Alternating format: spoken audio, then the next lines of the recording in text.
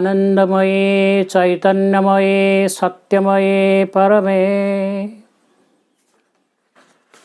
आजिर आलोच्य कारिका जहाँ श्री अरविंद सूत्र बोली आमे कहवा, जहाँ एक अपालटा स्वर, जहाँ प्रभुंक मुखरू कलमरू जहाँ ऊर्ध्वरू विगलित है, जहाँ श्री अरविंद मुख बा तांको कलम दे जो सूत्र गुड़िक आसी, ये जमती हूँ गोटे आलोकर स्वर भली, ये तार लक्ष्य भेद निश्चित कर। यह हूँ एक सुनिश्चित घटना जहाँ पृथ्वी में घटिया को जाऊँगी। जमती गोटे चाष आरंभ पूर्वर मंजी बा बिहन जमती बुणा जाए, ये बिहन को आग बुणा जाइए पार्थिव चेतना भितर, एवं तार बृहत्तर रूप हूँ आम श्री अरविंदर परवर्ती काल जो सब रचना जो जोग समन्वय दिव्यजीवन जिते सब मुख्य ग्रंथ ये हूँ बीजर तार बृहत्तर रूप। आजिर कारिका अति गुरुत्वपूर्ण, प्रत्येक कारिका गुरुत्वपूर्ण, किंतु ये जमती गोटाए पर गोटाए पहाच भली, गोटाए पर गोटाए ढेउ भली, ये आमको आहरी आगक आगक नौ। यार विशेषत्व हूँ जे माँ यहाँ तांको शरीर रूपांतर बहुत दूर अग्रगति कला परे से समय माँ यार जो व्याख्या दौरान यही कारिका गुड़िक केते भविष्यमुखी से प्रमाणित हो। आज हूँ aphorism number 79, God is infinite possibility, therefore truth is never at rest, therefore also error is justified of her children। यार भाषांतर है कारिका गुड़िक अति गुह्य अति निगूढ़ एवं तार शब्द चयन एवं तार ये गोटाक सीधा सीधा मनस्तर बोधगम्य नुह। भगवान अनंत संभावना, तेणु सत्य कदाच स्थिर नुहे। आहरी मध्य सेथिपाई सत्यर संतान मानक पाए भूल भ्रांति स्वाभाविक। ने कथा गुड़ाक तो किंतु किमाकार लगुच। भगवान अनंत संभावना कौन कथा कि भगवान तो एक आ भगवान जो त्रिभुज स्वरूप से व्यक्तिगत स्तर में अच्छा बहु रूप से पुणी तांकर जोटा कि व्यष्टिगत विश्वगत विश्वदित एभली भूमिका अच्छा। अच्छा विभिन्न जगत रे अच्छा, तेणु भगवान वर्णना भगवान को विषय जेपर्यंत जड़े से उपलब्धि न पहुँची पुणी उपलब्धिर केते स्तर अच्छी। तेबे एठी गोटे भगवान गोटे संज्ञा आम पाइले जे भगवान होचंते अनंत संभावना। तामाने भगवान तांकर सूक्ष्माति सूक्ष्म तांकर निजस्व भूमि रे से एक, सबुदिन से एक एका भलिया, किंतु ये अभिव्यक्त विश्व रे तांकर जो माने सी एक जे तांको गभीरता केते, तांको व्यापकता केते, तांको विशालता केते, तांको उच्चता केते आम कौन मापी पारिबा ना देखि पारि ना देखिचे। आमे किछि किछि अनुभव करूचे पृथ्वी रे तांकर जो प्रकाश होचे, ये पृथ्वीटा होचे सब जिनसर प्रकाशर क्षेत्र। तेणु गला काली जहाँ होता आसंता काली कौन हम आम जाचु। एवं खाली यही कौन पृथ्वीर विभिन्न जगार सी कौन गोटे कथा हो केते भाषा केते जाति केते संस्कृति केते धर्म एवं कौटे से केमिति किभली भाव में प्रकाशित है आज कौन है काली कौन है ये कहीं कहीपरनी। एवं ये जमी गोटे फूल फुटला भाई अनंत संभावना, तो भगवान गोटे संज्ञा है सी अनंत संभावना माने जो आहरी बहुत कथा लुकायित अच्छी, बहुत कथा आहरी हवापाई अच्छी। आम भगवान को लिमिट कर पारानी जे शास्त्र जहाँ लिखाई ये मूर्ति जहाँ अच्छी मूर्ति जमतिका सेमतिका से सबुदिन सेमती आगे थे ना, सबुदिन चेहरा बदलुच, सबुदिन प्रकाश बदलुच। यहाँ प्रथम स्वीकार करें नथिंग इज फिक्स्ड। भगवान जेहेतु अनंत संभावना परवर्ती धाड़ीटा से पुणी ଯୋଗ କଲା କ'ଣ? ତେଣୁ ସତ୍ୟ କଦାପି ସ୍ଥିର ନୁହେଁ। କି ଆମେ କହିତେ ସତ୍ୟ ତ ହେଉଛି ଶାଶ୍ୱତ, ସତ୍ୟ ତ ପୁରା ସ୍ଥିର, ସତ୍ୟ ତ ଗୋଟେ, ପୁଣି ସତ୍ୟ ଏଇ ଭଗବାନ କହିଲେ ସତ୍ୟ, ସତ୍ୟର ଗୋଟେ ଷ୍ଟାଟିକ୍, ତାର ଗୋଟେ ସ୍ଥିର ଅବସ୍ଥା ଅଛି, ତାର ଗୋଟେ ପ୍ରକାଶମାନ ଅବସ୍ଥା ଅଛି। ପ୍ରକାଶମାନ ସତ୍ୟକୁ ଋତମ କୁହାଯାଏ, ରିତମ, ଟ୍ରୁଥ୍ ଇନ୍ ମୁଭମେଣ୍ଟ।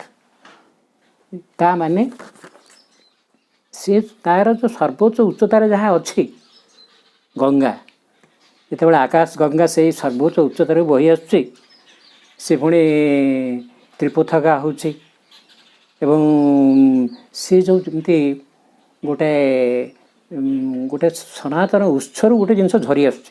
ସେ କ'ଣ ଖାଲି ଗୋଟେ ଏକା ପ୍ରକାର ଜିନିଷ ଅଛି ଯେ ସେ ଏକା ପ୍ରକାର ପାଣି ବାହାରୁଛି କି?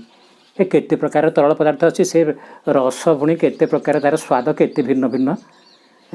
ଇଏ ସେମିତି ଗୋଟେ ପରମ ଉଚ୍ଚତାରୁ ଗୋଟେ ଜିନିଷଟା ନିତ୍ୟ ସ୍ଖଳିତ ହେଇକରି ଆସୁଛି। ମାନେ ସେ ଏକା ଜିନିଷ ଆସୁନି, ଅଲଗା ଅଲଗା ନୂଆ ନୂଆ ଜିନିଷ ଆସୁଛି, ନୂଆ ନୂଆ ନୂତନ ନୂତନ ସ୍ୱାଦ, ନୂତନ ନୂତନ ପ୍ରକାଶ, ନୂତନ ନୂତନ ସୌନ୍ଦର୍ଯ୍ୟ, ନୂତନ ନୂତନ ପ୍ରକାରର ଆନନ୍ଦ, ନୂତନ ନୂତନ ଶକ୍ତି, ନୂତନ ନୂତନ ଆଲୋକ। ଆମେ ତାକୁ ଫିକ୍ସ କରିପାରିବାନି ଯେ ଏଇଟା ସବୁଦିନ ସେମିତି ହେଇକି ଥିବ। Therefore truth is never at rest। ଅର୍ଥାତ୍ ଏଇଟା ପରିବର୍ତ୍ତନଶୀଳ, ପ୍ରଗତିଶୀଳ। ଆମେ କହିବା ସବୁଦିନ ସଂସାର ସେମିତି ଥିବ, ସବୁଦିନ ଏମିତି ପଲିଟିକ୍ସ ଏମିତି ସବୁ ଚାଲୁଥିବ। ବର୍ତ୍ତମାନ ଯେଉଁ ପରିସ୍ଥିତି ହେଲାଣି ସମସ୍ତଙ୍କ କାନମୁଡ଼ା ହେଉଛି, ଏ ଅବସ୍ଥା ରହିବନି, ଏ ରଙ୍ଗ ରହିବନି। Truth is in movement. ମନ ସ୍ତରରୁ ମନଗତ ଭୂମିରେ ଗୋଟେ ସତ୍ୟ ଅଛି, ପ୍ରାଣଗତ ଭୂମିରେ ଗୋଟେ ସତ୍ୟ ଅଛି, ଭୌତିକ ଭୂମିରେ ଗୋଟେ ସତ୍ୟ ଅଛି। କିନ୍ତୁ ବର୍ତ୍ତମାନ ମନୋଗତ ଭୂମିରୁ ଅତିମାନସ ଭୂମି ଆଡ଼କୁ ଯାତ୍ରା ହେଉଛି। ତୁମେ ଏଠି ଷ୍ଟେଡ଼ି ହେଇକି ରହିପାରିବନି। ବର୍ତ୍ତମାନ ଯେଉଁ କୋଭିଡ଼ଟା ଗୋଟେ ବାୟୁରେ ସଞ୍ଚରିତ ହେଇଯାଉଛି। ବାୟୁ ମାନେ ପ୍ରାଣ। ତେଣୁ ଗୋଟେ ସ୍ଥୂଳରୁ ସୂକ୍ଷ୍ମ ସ୍ତରକୁ ଜିନିଷଟା ଚାଲିଗଲା। ତେଣୁ ସୂକ୍ଷ୍ମ ସ୍ତରରେ ବଳିୟାନ ନହେଲେ, ଆହୁରି ଗୋଟେ ଉଚ୍ଚତର ସୂକ୍ଷ୍ମ ଶକ୍ତିକୁ ତୁମେ ହାସଲ ନ କଲେ ସେଇ ଜିନିଷଟାକୁ ହଟିବ କେମିତି ଏବଂ ତାପରେ ଜୟଲାଭ କରିବ କେମିତି? ସେ ତାର ଷ୍ଟ୍ରେନ୍ ବଦଳୁଛି, ଚେହେରା ବଦଳୁଛି। ତେଣୁ ପ୍ରାଣ ଜଗତଟାକୁ ଜୟ ନ କଲେ, ପ୍ରାଣଠୁ ଆଉ ଗୋଟେ ଉଚ୍ଚତର ଶକ୍ତିକୁ ସନ୍ଧାନ ନ ପାଇଲେ ଆମେ ତାକୁ ଜଗତ କରିବା କେମିତିଆ? ଏ ଟୀକା ପିକା ଆମକୁ ସମୁଖ ଗୋଟେ ସ୍ଥୂଳ ଉପାୟ ନା, ଆଉ ସୂକ୍ଷ୍ମରୁ ତାକୁ ମାରିବାକୁ ପଡ଼ିବ, ତାକୁ ହଟାଇବାକୁ ପଡ଼ିବ। ଏବଂ ରୋଗର ଅସଲ କାରଣ ହେଉଛି ମନ। ମନରେ ଆମର କ୍ଲିଷ୍ଟତା ଅଛି, ମନରେ ଆବିଳତା ଅଛି, ମନରେ ସଂକୀର୍ଣ୍ଣତା ଅଛି, ମନରେ ଅଜ୍ଞତା ଅଛି। ଆଉ ଗୋଟେ ଉଚ୍ଚତର ଆଲୋକକୁ ଆମେ ଏପର୍ଯ୍ୟନ୍ତ ବାଟ ଛାଡ଼ିନୁ। ସେଇଥିପାଇଁ କି ମୋ ସଂକୀର୍ଣ୍ଣତା, ମୋ ଦୁର୍ବଳତା ମୋ ରୋଗର କାରଣ। ବାହାରୁ ଯେତେ ଲେପ ଦିଅ, ଯେତେ ପ୍ରକାର ଔଷଧ ଖାଅ, କ'ଣ ହେଲା? ଏଟା ସାମୟିକ ଭାବରେ ଟିକେ କ'ଣ ହେଇଯିବ, ତାପରେ ପୁଣି ଯେଉଁଟାକୁ ସେଇଟା। ଆଚ୍ଛା, ତେଣୁ ଏ ମଝି ଲାଇନ୍ଟା ହେଉଛି truth is never at rest. ସତ୍ୟ ବରାବର, ଆଉ ସତ୍ୟଟା ହିଁ ଶାଶ୍ୱତ, ସତ୍ୟଟା ହିଁ ତିଷ୍ଠିବ, ଅସତ୍ୟ ତିଷ୍ଠି ପାରିବନି। ତେଣୁ ସତ୍ୟ ଯେଉଁ ଟ୍ରୁଥ୍ ଇଜ୍ ଇନ୍ ମୁଭମେଣ୍ଟ, ଯେହେତୁ ସେ ମାନେ ପ୍ରଗତିଶୀଳ ଏବଂ ଗତିଶୀଳ ଅବସ୍ଥାରେ ଅଛି, ଗତିରୁ ପ୍ରଗତି, ଏବଂ ଏଇ ଗତିଟା ଗୋଟେ ପ୍ରଗତି ଆଡ଼କୁ ଯାଉଛି। ସେ ପ୍ରଗତି ହେଉଛି ଅତିମାନସ ଆଡ଼କୁ ଯାଉଛି। ତେଣୁ ଅତିମାନସ ଚେତନାକୁ ଧାରଣ ନ କଲେ ମନକୃତ ସମସ୍ୟାଟାକୁ ମନ ଦ୍ୱାରା ସମାଧାନ କରାଯାଇପାରିବନି। ପ୍ରାଣକୃତ ସମସ୍ୟାଟାକୁ ପ୍ରାଣ ଦ୍ୱାରା ସମାଧାନ କରାଯାଇପାରିବନି। ତାଠୁ ଗୋଟେ ଉଚ୍ଚତର ଶକ୍ତି ଦ୍ୱାରା ତାକୁ ସମାଧାନ କରିପାରିବ। এইটাকে ଭଲ ଭାବରେ ବୁଝିବାର ଅଛି। ତେବେ ଶେଷଟା therefore also error is justified of her children. ଏଇଟା କ'ଣ କଥା? ଏଠି ଗୋଟେ କଥା କହୁଛନ୍ତି ଯେ ଯେହେତୁ ଟ୍ରୁଥଟା ହେଉଛି ମାନେ ପରିବର୍ତ୍ତନଶୀଳ। ଆଚ୍ଛା, 20 ବର୍ଷ ପରେ ଗୋଟେ ଜିନିଷ ଥିଲା, ସେଟାକୁ ଲୋକ ସତ୍ୟ ବୋଲି ମାନୁଥିଲେ, କିନ୍ତୁ ସେଟା ଏବେ ଆଉ ଅଚଳନ୍ତି ଦୋଳି ହେଇଗଲାଣି। କିନ୍ତୁ ଯେଉଁମାନେ ଚେତନାରେ ଅଗ୍ରଗତି କରିନାହାନ୍ତି ସେଇଟାକୁ ବି ସେମାନେ ପୁନରାବୃତ୍ତି କରୁଛନ୍ତି। ତେଣୁ ସତ୍ୟଟା ଆମେ ଏରର୍ ବୋଲି କେଉଁଟା କହିବା? ଯେ ଆମ ବୁଦ୍ଧିରେ ଯେ ଯେଉଁଟା ଅତୀତରେ ଥିଲା ଏବେ ଆଉ ଚାଲୁନି, ସେଇଟାକୁ ଆମେ ଭୁଲ ବୋଲି କହୁଛେ ନା? ଆଉ ପ୍ରକୃତିରେ ଭୁଲ ବୋଲି କିଛି ନାହିଁ। ସେଦିନ ବି ଗୋଟେ ସତ୍ୟ ଥିଲା ନା, ସେଇଟାକୁ ସମସ୍ତେ ମାନୁଥିଲେ, ସମସ୍ତେ ସେଇଟାକୁ ଆଚରଣ କରି ଚଳୁଥିଲେ। ତେଣୁ ଆଗାମୀକାଲି ଯାହା ହେବାର ଅଛି ତା ସହିତ ତୁଳନା କଲେ ବର୍ତ୍ତମାନ ଆମେ ଆମର ଯେଉଁ ମନସ୍ତରର ସବୁ କାର୍ଯ୍ୟକଳାପ ଇଏ ଅତୀତ ହେଇଗଲାଣି ନା? କାହିଁକି ଅତିମାନ ସ୍ମୃତି ପୃଷ୍ଠରେ ଆବିର୍ଭୂତ ହେଇଗଲାଣି। ସିଏ ହେଉଛି ନୂତନ ସତ୍ୟ। ସତ୍ୟ କହିଲେ ବର୍ତ୍ତମାନ ସେଇଟାକୁ ବୁଝାଯାଏ, ଏଇଟା ଆଉ ସତ୍ୟ ନୁହଁ। ବୁଝିହେଲା ନା? ତେଣୁ ଯେମିତି ଗୋଟେ ଅତୀତ, ବର୍ତ୍ତମାନ, ଭବିଷ୍ୟତ ଆମେ କାଳକୁ ନେଇକରି ଯେମିତି ବିଚାର କରେ, ସେମିତି ଅତୀତରେ ଯେଉଁଟା ସତ୍ୟ ଥିଲା ବର୍ତ୍ତମାନ सेटा आमको भ्रम सेटा आमको मिथ्या प्रतीत हो मिथ्या किंतु यही कारिकारी श्रीअरविंद कहते मिथ्या बोली प्रकृत सेमती किसी ना सेटा गोटे दिन सत्य थिला तेणु आम पूरापूरी ब्रांडिंग करें सबुदिन ये कथा एमतीका ना कहीं ट्रुथ इज इन मुवमेंट सत्य तार आत्मप्रकाश रे निजक नूतन नूतन भाव में आहरी आहरी चिरंतन भाव में आहरी शुद्ध भाव में आहरी सत्य भितर आसी सौंदर्य सत्य भितर आसी शक्ति सत्य भितर आसी सब प्रकार ऐश्वर्य सत्य भितर आसी सब प्रकार आलोक सत्य कहले तो खाली गोटे एमती कथा कह खाली सत्य कथा नुह ना सत्य हेले भगवान जमती भगवान हेले अनंत संभावना भगवान हेले सत्य परमोच्च प्रभु सत्य नित्यत्वमेव केवलम अनुवर्तामहे सत्यम अनुजीवाम केवलम तेज मुझे विषय अधिक कहबी कहीं माँ इस विषय जो ये कथा सब कहे जे आज कारिका अति 10 पेज कहते माँ या अच्छा ता सहित गोटे आनुषंगिक तार परवर्ती कारिका था जोटा कि मुख्य 79 सहित संपर्कित aphorism 80 to listen to some devout people one should imagine that God never lapse कारिका गुड़ाक हूँ भारी ये गोटे ढंगर लेखा सब जे अच्छा to listen to some devout people one would imagine that God never lapse हाइने ये जने कवि ना ये जने जर्मन कवि हाइने nearer the mark when he found in him कहले से भगवान को भीतर एच कैपिटल अच्छी द डिवाइन एरिस्टोफेनिस ये दी जन जाक कवि हाइने होती जर्मन कवि 1797 रु 1856 पर्यंत जीवन काल थिला आ एरिस्टोफेनिस होती 14th शताब्दी ग्रीक कवि ये हूँ एरिस्टोफेनिस ग्रीक रे जिते सब नाटक अच्छी सबुड़ाक हूँ ट्रागिक वियोगांतक बा दुखांतक तांकर कॉमेडी बोली ना माने गोटे हीरो सबुत सक्सेसफुल हो शेष गोटे शेष घटनाटा ट्रागिक तांकर अधिकांश नाटक फेमस नाटक हो सब ट्रागिक किंतु ये एरिस्टोफेनिस होती ये जड़े हास्यरसिक लोक ये गोटे व्यतिक्रम तेणु से हस कथाटा ना अच्छा ये कहीं कहीं यार ओडियाटा कहूँ कहीं कहीं साधु सन्त कथा शुणिले मन हे मैंने से भावते भगवान एत गंभीर आउ एत माने पृथ्वी तो सब मिथ्या फिथ्या चलती आउ सब प्रकार ये सब अशुभ सब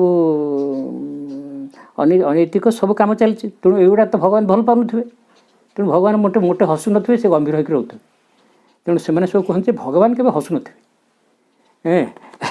कई कई साधुसंत कथा शुणिले मन हे भगवान कदाच हसती ना हाइने किंतु सत्यर पाखापाखि होते जितेबले से भगवान भितर देखी दिव्य एरिस्टोफेनिस को एरिस्टोफेनिस जड़े कवि जड़े हास्यरसिक तांकर से ये जड़े व्यंग रचना एवं लेखार हास्यरस अच्छे हस कौतुक कथा अच्छे अच्छा अरे भगवान कहीं सबुदिन गंभीर थे श्रीकृष्ण के गोटे मुह देखी से गंभीर हबार मुह देखी सदाबले मुहटा हस हस ना अच्छा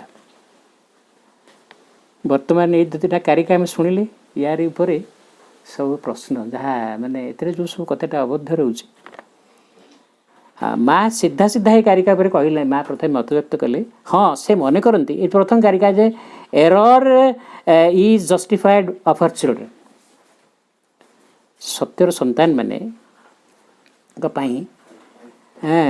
भूल भ्रांति स्वाभाविक कहीं आमर प्रत्येक भितर अतीतर अभ्यास किसी अच्छी अतीतर अभ्यास से जो परंपरा आसी जो परिवार भितर आसी से मैंने भी से समस्त भितर भी से पुरातन कथा किसी अच्छी ना तेणु स्वाभाविक भाव में से भाई कथाटा करदेव हाँ तेणु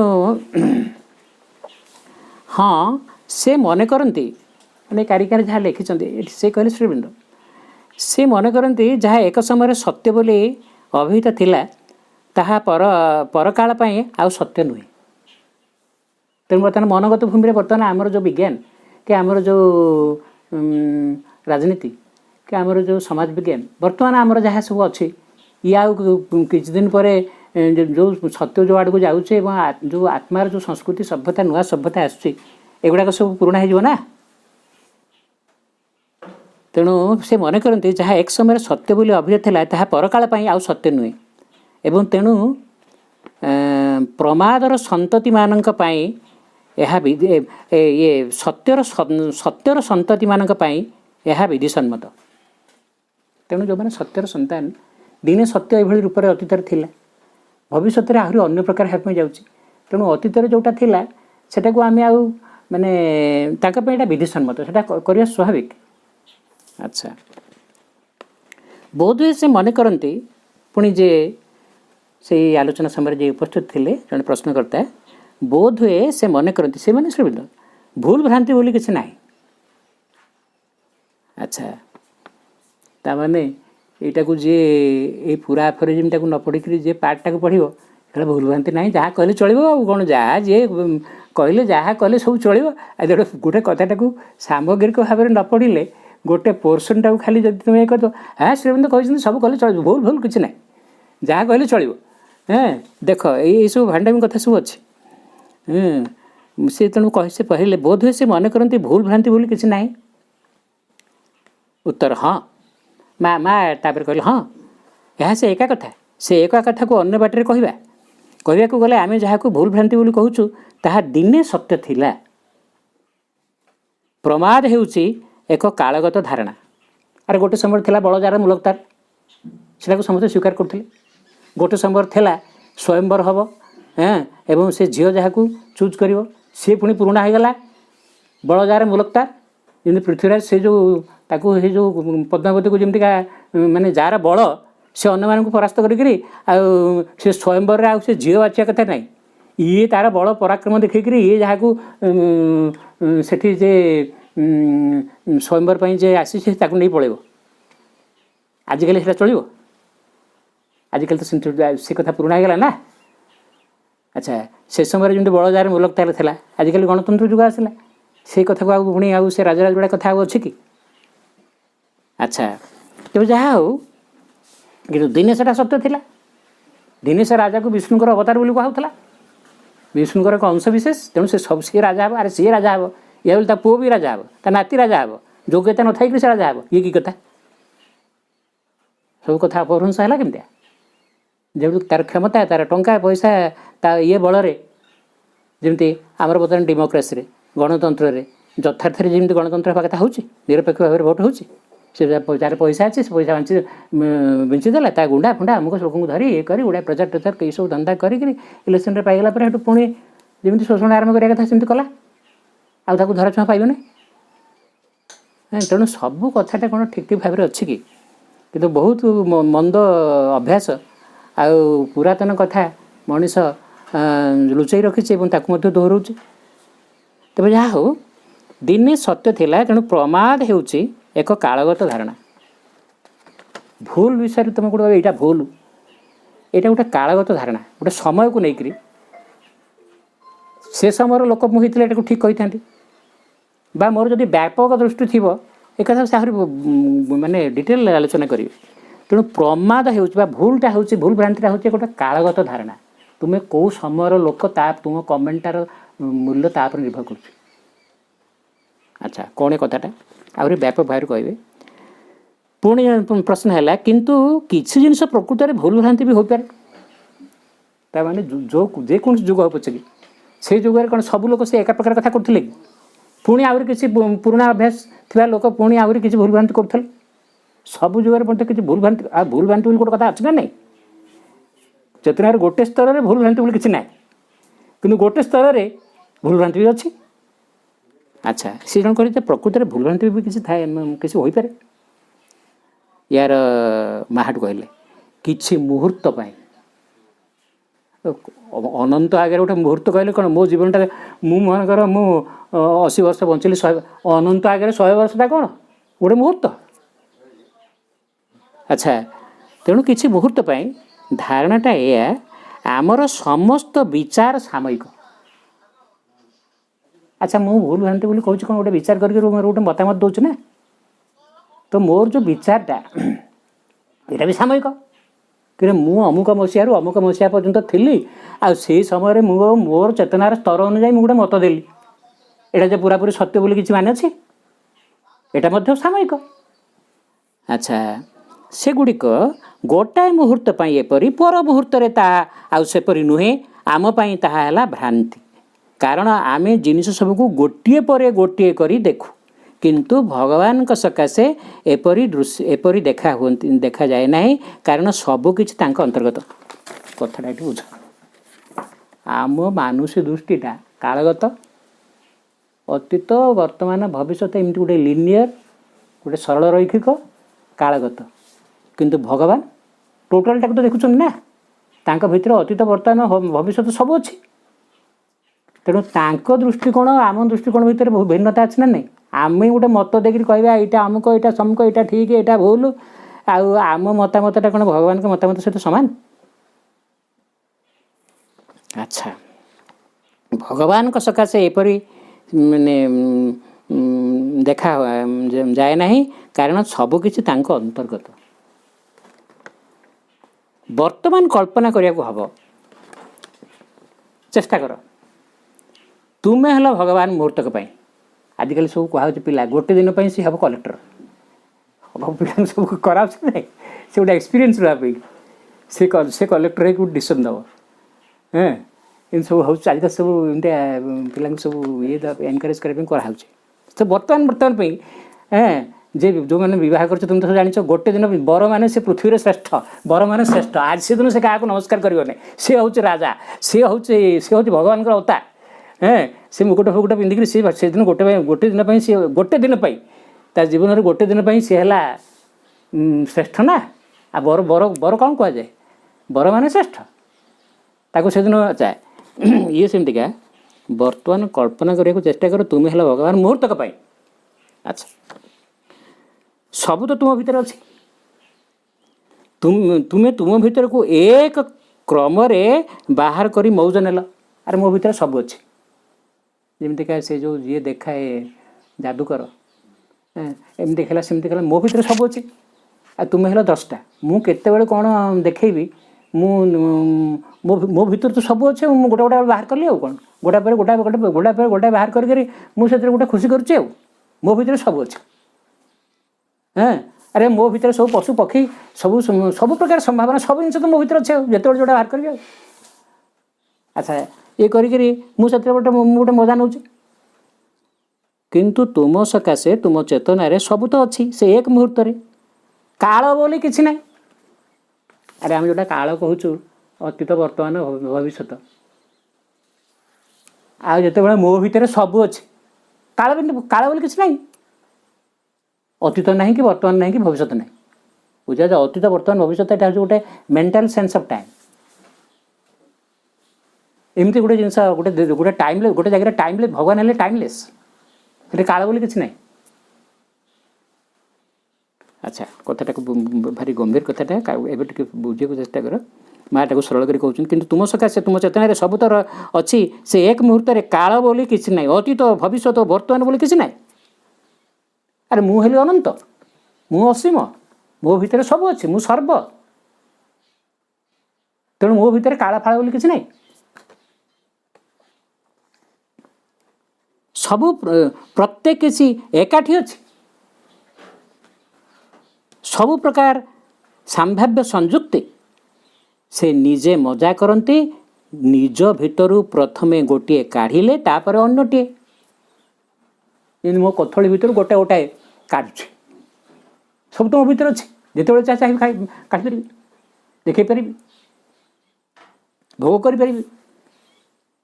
ଏହିପରି ତଳେ ଥିବା ଦୈନ୍ୟ ବ୍ୟକ୍ତିଗଣ, ଆଚ୍ଛା, ସେ ଉପରବାଲା, ଆମେ ସବୁ ଏ ପୃଥିବୀରେ ମର୍ତ୍ତ୍ୟ ଲୋକର ଲୋକ। ଯେମିତି କଣ୍ଢେଇ ନାଚ ସେ ଯେମିତି କରାଏ, ସେ ଉପରେ ବସିଥିବ, ସେ ତାରଟାକୁ ଯେମିତି ଦୋହଲେଇବ, ଇଏ ସେମିତି ନାଚିଲା। ଆମେ ତ ତଳବାଲା, ସେ ତ ଉପରବାଲା। ତାଙ୍କ ପାଇଁ କାଳ ବୋଲି କିଛି ନାହିଁ, ଆମ ପାଇଁ କାଳ ଅଛି, ସୀମା ଅଛି। ଆଚ୍ଛା, ଆମେ କେମିତି ସେ କଥାକୁ ଦେଖୁଛେ? ତଳେ ଥିବା ଦୈନ୍ୟ ବ୍ୟକ୍ତିଗଣ କେବଳ ଏକ କ୍ଷୁଦ୍ରାଂଶଟିକୁ ଦେଖନ୍ତି। ଭଗବାନ କହିଲେ ଯେଉଁ ଅନନ୍ତ ବୃହତ, ସେସବୁ ଜିନିଷ ଆମ ଆୟତ୍ତରେ ନାହିଁ। ଆମେ ଅଳ୍ପ କିଛି ସୀମା ସରହଦର ଲୋକ, ଅମୁକ ଗ୍ରାମର ଅମୁକ ଲୋକର ପୁତ୍ର ଅମୁକ ଗ୍ରାମର ମୋର କ୍ୱାଲିଫିକେସନ୍ ଏଇଆ ମୋ ଜମିବାଡ଼ି ଏଇଆ ଧନ ଦୌଲତ ଏଇଆ ମୋ କ୍ଷମତା ଏଇଆ ମୋର କରାମତି ଏଇଆ ମୋର ସାମର୍ଥ୍ୟ ଏଇଆ ମୁଁ ଏତିକିରେ ସୀମିତ ନା। ଆଚ୍ଛା ସେହି ଅଳ୍ପ କିଛିକୁ ଦେଖି ଲୋକ କୁହନ୍ତି ଓ ସେଟା ଭୁଲ। ମୁଁ ଗୋଟେ କମେଣ୍ଟ ଦେଲି, କେଉଁ ବାଟରେ ତାହା ଭୁଲ ହେଲା? ଅତି ସରଳରେ, କାରଣ ସେମାନେ ଏକ କ୍ଷୁଦ୍ର ଅଂଶକୁ ଦେଖିଥିଲେ। ସିଏ ହେଲେ ହୋଲ୍, ମୁଁ ହେଉଛି ପାର୍ଟ, ମୁଁ ପାର୍ଟ ହେଇକରି ଗୋଟେ ପାର୍ଟକୁ ଦେଖୁଛି। ତେଣୁ ମୋ କଥାଟା କେମିତି ପୂର୍ଣ୍ଣାଙ୍ଗ ସତ୍ୟ ବୋଲି ମୁଁ ଦାବି କରିବି? ମୁଁ ଯେହେତୁ ସୀମିତ, ମୋ ଚେତନାର ସ୍ତର ଅନୁଯାୟୀ ମୁଁ କହିଦେଲି ଏଇଟା ଭୁଲ ଏଇଟା ଠିକ୍ ବୋଲି। ଏହା ସ୍ପଷ୍ଟ ହେଲା ନୁହେଁ କି? ଏହା ବୁଝିବାକୁ ସହଜ। ଭ୍ରାନ୍ତି ସମ୍ପର୍କରେ ମାନେ ଭୁଲ ଭ୍ରାନ୍ତି ସମ୍ପର୍କରେ ଏହି ଧାରଣା ଦେଶ ଓ କାଳର ଅନ୍ତର୍ଗତ। ତ ମୋ ଓପିନିଅନଟା ଠିକ୍ ଭୁଲ ବିଷୟରେ ଏଇଟା ଟାଇମ୍ ଆଉ ସ୍ପେସ୍, ଦେଶ ଓ କାଳ ମଧ୍ୟରେ ସୀମିତ। ଦେଶ କାଳ ଓ ଦେଶଗତ। ଆଚ୍ଛା ପୁଣି ଏହାପରେ ପୁଣି ପ୍ରଶ୍ନ ହେଲା, ଆପଣ କ'ଣ ବୁଝନ୍ତି ଯେ ଏକ ଜିନିଷ ଅଛି ଓ ନାହିଁ ସେଇ ଏକ ସମୟରେ? ଆଚ୍ଛା ଏହା କିପରି? ଦେଖ ଭଗବାନ ମଣିଷକୁ ଗୋଟେ କଥା, ମଣିଷର ଗୋଟେ ତା କନସିୟସନେସ୍ ଗୋଟେ ଲେଭେଲ୍ ଅଛି। ସେ କହିଲେ ତାହେଲେ ମାନେ ଏଇଟା ଅଛି ଆଉ ଏଇଟା ନାହିଁ, ଏମିତି କଥା ଇଏ। ଏହା ଅଛି ଓ ସେଇ ଏକ ସମୟରେ ତାର ବିପରୀତଟି ବି ଅଛି। ମା କହୁଛନ୍ତି ଯାହା ଅଛି ତାର ବିପରୀତଟା ବି ଅଛି। ତୁମେ ଗୋଟେ କଥା କହିଲ, ତୁମକୁ କାଟିଦେବା ପାଇଁ ଆଉ ଗୋଟେ ଲୋକର ଓପିନିଅନ୍ ନାହିଁ, ତୁମ କଥାଟା କ'ଣ ସମ୍ପୂର୍ଣ୍ଣ ଭାବରେ ସତ୍ୟ? ଆଚ୍ଛା ତେଣୁ ଆମ ପାଇଁକି ସେଇ ଏକ ସମୟରେ ହଁ ଓ ନାହିଁ ହୋଇପାରିବ ନାହିଁ, କିନ୍ତୁ ପ୍ରଭୁଙ୍କ ସକାଶେ ଏହା ବରାବର ଏକ ସମୟରେ ହଁ ଓ ନାହିଁ ହୋଇ ରହିଛି। ଭଗବାନଙ୍କ ଚେତନାରେ ଅଛି ଆଉ ନାହିଁ କ'ଣ ଆମେ କହିବା? ସେ କହୁଥିଲେ ଯେ ଆମର ଏଠି ସେ ଯେଉଁ କି ରାଓଟି ସେ ଚାଲିଗଲେ, ସେ ହେଲେ ଶଙ୍କର ରାଓ। ଆରେ ସେ ଥିଲେ, ଏବେ ଆଉ ଅଛନ୍ତି ନାହିଁ, କିନ୍ତୁ ଭଗବାନଙ୍କ ରାଜ୍ୟରେ ତାଙ୍କ ଆତ୍ମା ଯାଇକରି ଗୋଟେ ଜାଗାରେ ପହଞ୍ଚିବଣି, ସେ ଅଛି କିନ୍ତୁ ଏଠି ନାହିଁ। ଯେଉଁ ଘରେ ଥିଲା ଯେଉଁ ଜାଗାରେ ଥିଲା ସେଠି ନାହିଁ, କିନ୍ତୁ ସେଠି ଅଛି। ତ ତାଙ୍କ ପାଇଁ ହଁ ନାହିଁ ଦୁଇଟା ଯାକ ଅଛି, କିନ୍ତୁ ମୋ ପାଇଁ ଆଉ ଶଙ୍କର ରାଓକୁ ମୁଁ ଦେଖିବି ନାହିଁ। ମୋ ମାନେ ମାନୁଷ ଦୃଷ୍ଟିରେ ସିଏ ନାହାନ୍ତି, ଭଗବତ ଦୃଷ୍ଟିରେ ସିଏ ଅଛନ୍ତି ଆଉ ସେ ବି ନାହାନ୍ତି। ନାହାନ୍ତି କେଉଁଠି? ତାଙ୍କ ଗାଁରେ ନାହିଁ, ତା ଘରେ ନାହିଁ, ଅଛି କେଉଁଠି? ଆଉ ଗୋଟେ କେଉଁ ଇତର ଧାମରେ ଅଛି। ଆଚ୍ଛା ତେଣୁ କଥାଟା ବୁଝ, ଯେ ଏଇ ଯେଉଁ କଥାଟା ପ୍ରଶ୍ନ ହେଲା ଯେ ଏକ ସମୟରେ ଅଛି ନାହିଁ ଦୁଇଟା କଥା କେମିତି ହେବ? ଅଛି ତ ଅଛି, ନାହିଁ ତ ନାହିଁ, ପୁଣି ଅଛି ନାହିଁ। ଆମର ଦେଶଗତ ଧାରଣା ଅନୁଯାୟୀ ଆମେ କହୁ ମୁଁ ଏଠାରେ ଅଛି, ତେଣୁ ତୁମେ ଏଠାରେ ନାହ। ମନେକର ମୁଁ ଏଠାରେ ଅଛି ମାନେ ମୁଁ ଏଇ ଚେୟାରରେ ବସିଛି, ତୁମେ ଏଇ ଚେୟାରରେ ବସିଛ କି? ତୁମେ ଏଠାରେ ନାହ, ତୁମେ ସେଠାରେ ଅଛ। ମୁଁ ଯେତେବେଳେ ସ୍ପେସ୍ ସହିତ ମୋ କନସିୟସନେସ୍ଟା କଣ୍ଡିସନ୍ଡ, ମୁଁ ଯେଉଁଠି ଅଛି ତୁମେ ସେଠି ଅଛ କି? ତୁମେ ସେଠି ନାହ, ତୁମେ ସେଠାରେ ଅଛ। ମୁଁ ଗୋଟେ ସାଧାରଣ ମଣିଷ ଭାବରେ ଏମିତି ଭାବରେ କହିବି, ଆମେ କହୁ ମୁଁ ଏଠାରେ ଅଛି ତେଣୁ ତୁମେ ଏଠାରେ ନାହ, କିନ୍ତୁ ମୁଁ ଅଛି ତୁମେ ଅଛ ସବୁ ଏଠାରେ ଅଛି। ମା କହିକିରି ମା ହସିଲେ। ମା ଭଗବାନଙ୍କର ଯେଉଁ ବ୍ୟାପକ ଚେତନା, ତାଙ୍କର ଯେଉଁ ରାଜ୍ୟ, ତାଙ୍କର ଯେଉଁ ସ୍ପେସ୍, ସେଠି ସବୁ ଅଛନ୍ତି। ମୁଁ ଅଛି, ସିଏ ଅଛି, ତୁମେ ଅଛ, ସମସ୍ତେ ଅଛନ୍ତି। ତ ୟୁ ସି କନସେପ୍ଟଟା କେମିତି ଭ୍ୟାରି କରୁଛି। ମେଣ୍ଟାଲ କନସେପ୍ଟ ଆଉ ଡିଭାଇନ୍ କନସେପ୍ଟ, ଡିଭାଇନ୍ ମାଇଣ୍ଡ ଆଉ ମଣିଷ ମନର ଚେତନା ଦୃଷ୍ଟି ଆଉ ତା'ର ବିଚାର, ତା'ର ମତାମତ ଆଉ ଭଗବାନଙ୍କ ଦୃଷ୍ଟିକୋଣଟା ଭିତରେ କେମିତି ହେଭେନ୍ ଆଣ୍ଡ ହେଲ୍ ଡିଫରେନ୍ସ ଅଛି। ଆଚ୍ଛା ଏହାକୁ ନେଇକରି ଆମ କଥାବାର୍ତ୍ତା ନେଇକରି ଯେଉଁ ସବୁ କଳିତକ୍ରାଳ ଏବଂ ଯେଉଁ ସବୁ ଗଣ୍ଡଗୋଳ ହେଉଛି, ସେଇଟା ଆମର ଅଜ୍ଞତା ସୀମିତତା ଲାଗି ହେଉଛି ନା। ଆଉ ଯଦି ସେ ବ୍ୟାପକ ଚେତନା ସେଇ ଜିନିଷଟା ମଣିଷ ଭିତରକୁ ଆସନ୍ତା, ଆଉ ଏଇ କଳିକନ୍ଦଳଟା ରୁହନ୍ତା କି? ଆଚ୍ଛା ଏହାକୁ ଅତି ସ୍ଥୂଳ ଭାବରେ ଅନୁଭବ କରିହେବ ହଁ ଆମର ଦେଶଗତ ଧାରଣା ଅନୁଯାୟୀ ଆମେ କହୁ ମୁଁ ଏଠାରେ ଅଛି ତେଣୁ ତୁମେ ଏଠାରେ ନାହଁ, କିନ୍ତୁ ମୁଁ ଅଛି ତୁମେ ଅଛ ସବୁ ଏଠାରେ ଅଛି କହିକିରି ମା ହସିଲି। ତୁମକୁ ଦେଶ ଓ କାଳ ସମ୍ପର୍କୀୟ ଧାରଣାକୁ ଛାଡ଼ିବାକୁ ହେବ। ମା କ'ଣ କହିଲେ ଦେଖ ଏ ଆଫୋରିଜିମ୍ ଖାଲି ସେମିତି କୁହାହେଉନି, ସବୁ ସାଧନାଗତ ଦୃଷ୍ଟିକୋଣରୁ ସବୁ ଗାଇଡେନ୍ସ ମା ଦେଉଛନ୍ତି। ତେଣୁ ବର୍ତ୍ତମାନ ଯେଉଁ ନୂଆ ଜଗତ ଆଡ଼କୁ ଯିବା, ଟ୍ରୁଥ୍ ଇନ୍ ମୁଭମେଣ୍ଟ, ବର୍ତ୍ତମାନ ସତ୍ୟ ଯେଉଁ ଗତିଶୀଳ, ବର୍ତ୍ତମାନ ମନରୁ ଆମକୁ ଅତିମାନସ ଆଡ଼କୁ ଯିବାକୁ ପଡ଼ିବ। ଆଉ ସେ ମନଟାକୁ ମନ ସ୍ତରରେ ମୁଁ ଯାହା ଜାଣିଥିଲି, ମୋ ବାପା ଯାହା କହିଛି, ମୋ ପରିବେଶରୁ ମୁଁ ଯାହା ଶୁଣିଛି ଦେଖିଛି, ମୋ ଶିକ୍ଷକ ଯାହା ମୋତେ ପାଠ ପଢ଼େଇଥିଲା, ସେଇଥିରେ ମୁଁ ଗଣ୍ଠେଇକିରି ବାନ୍ଧିକିରି ସେଇଠି ରହିବି? ରହିପାରିବ ନାହିଁ। ବର୍ତ୍ତମାନ ଏଇ ଯେଉଁ ନୂଆ ଜଗତ ଆସୁଛି ସେଥିରେ ଜୀବନ ମାନେ ବଞ୍ଚିବା ପାଇଁ ହେଲେ ବା ତା'ର ସଭ୍ୟ ହେବା ପାଇଁ ହେଲେ, ତା'ର ନାଗରିକ ହେବା ପାଇଁ ହେଲେ ତୁମକୁ ଦେଶ ଓ କାଳ ସମ୍ପର୍କୀୟ ଯେଉଁ ମାନସିକ ଧାରଣାକୁ ଛାଡ଼ିବାକୁ ହେବ। ଏଇଟାକୁ ଗଣ୍ଠେଇକି ଧରିଥିଲେ ମୁଁ ସେଠି ପ୍ରବେଶ କରିପାରିବିନି। नो एंट्री, नो पास। देख ये गोटे आजिर जो आलोचना होगा जाऊँगी, यहाँ जो प्रथम शिक्षा हो प्रथम कथा माँ यहाँ कहले यहाँ एमती गोटे कथा चलती गोटे भाव में, कि से जोग एवं साधना एवं सब बाटटा देखुन माँ। तुमको देश और काल संपर्क धारणा को छाड़ा को हे,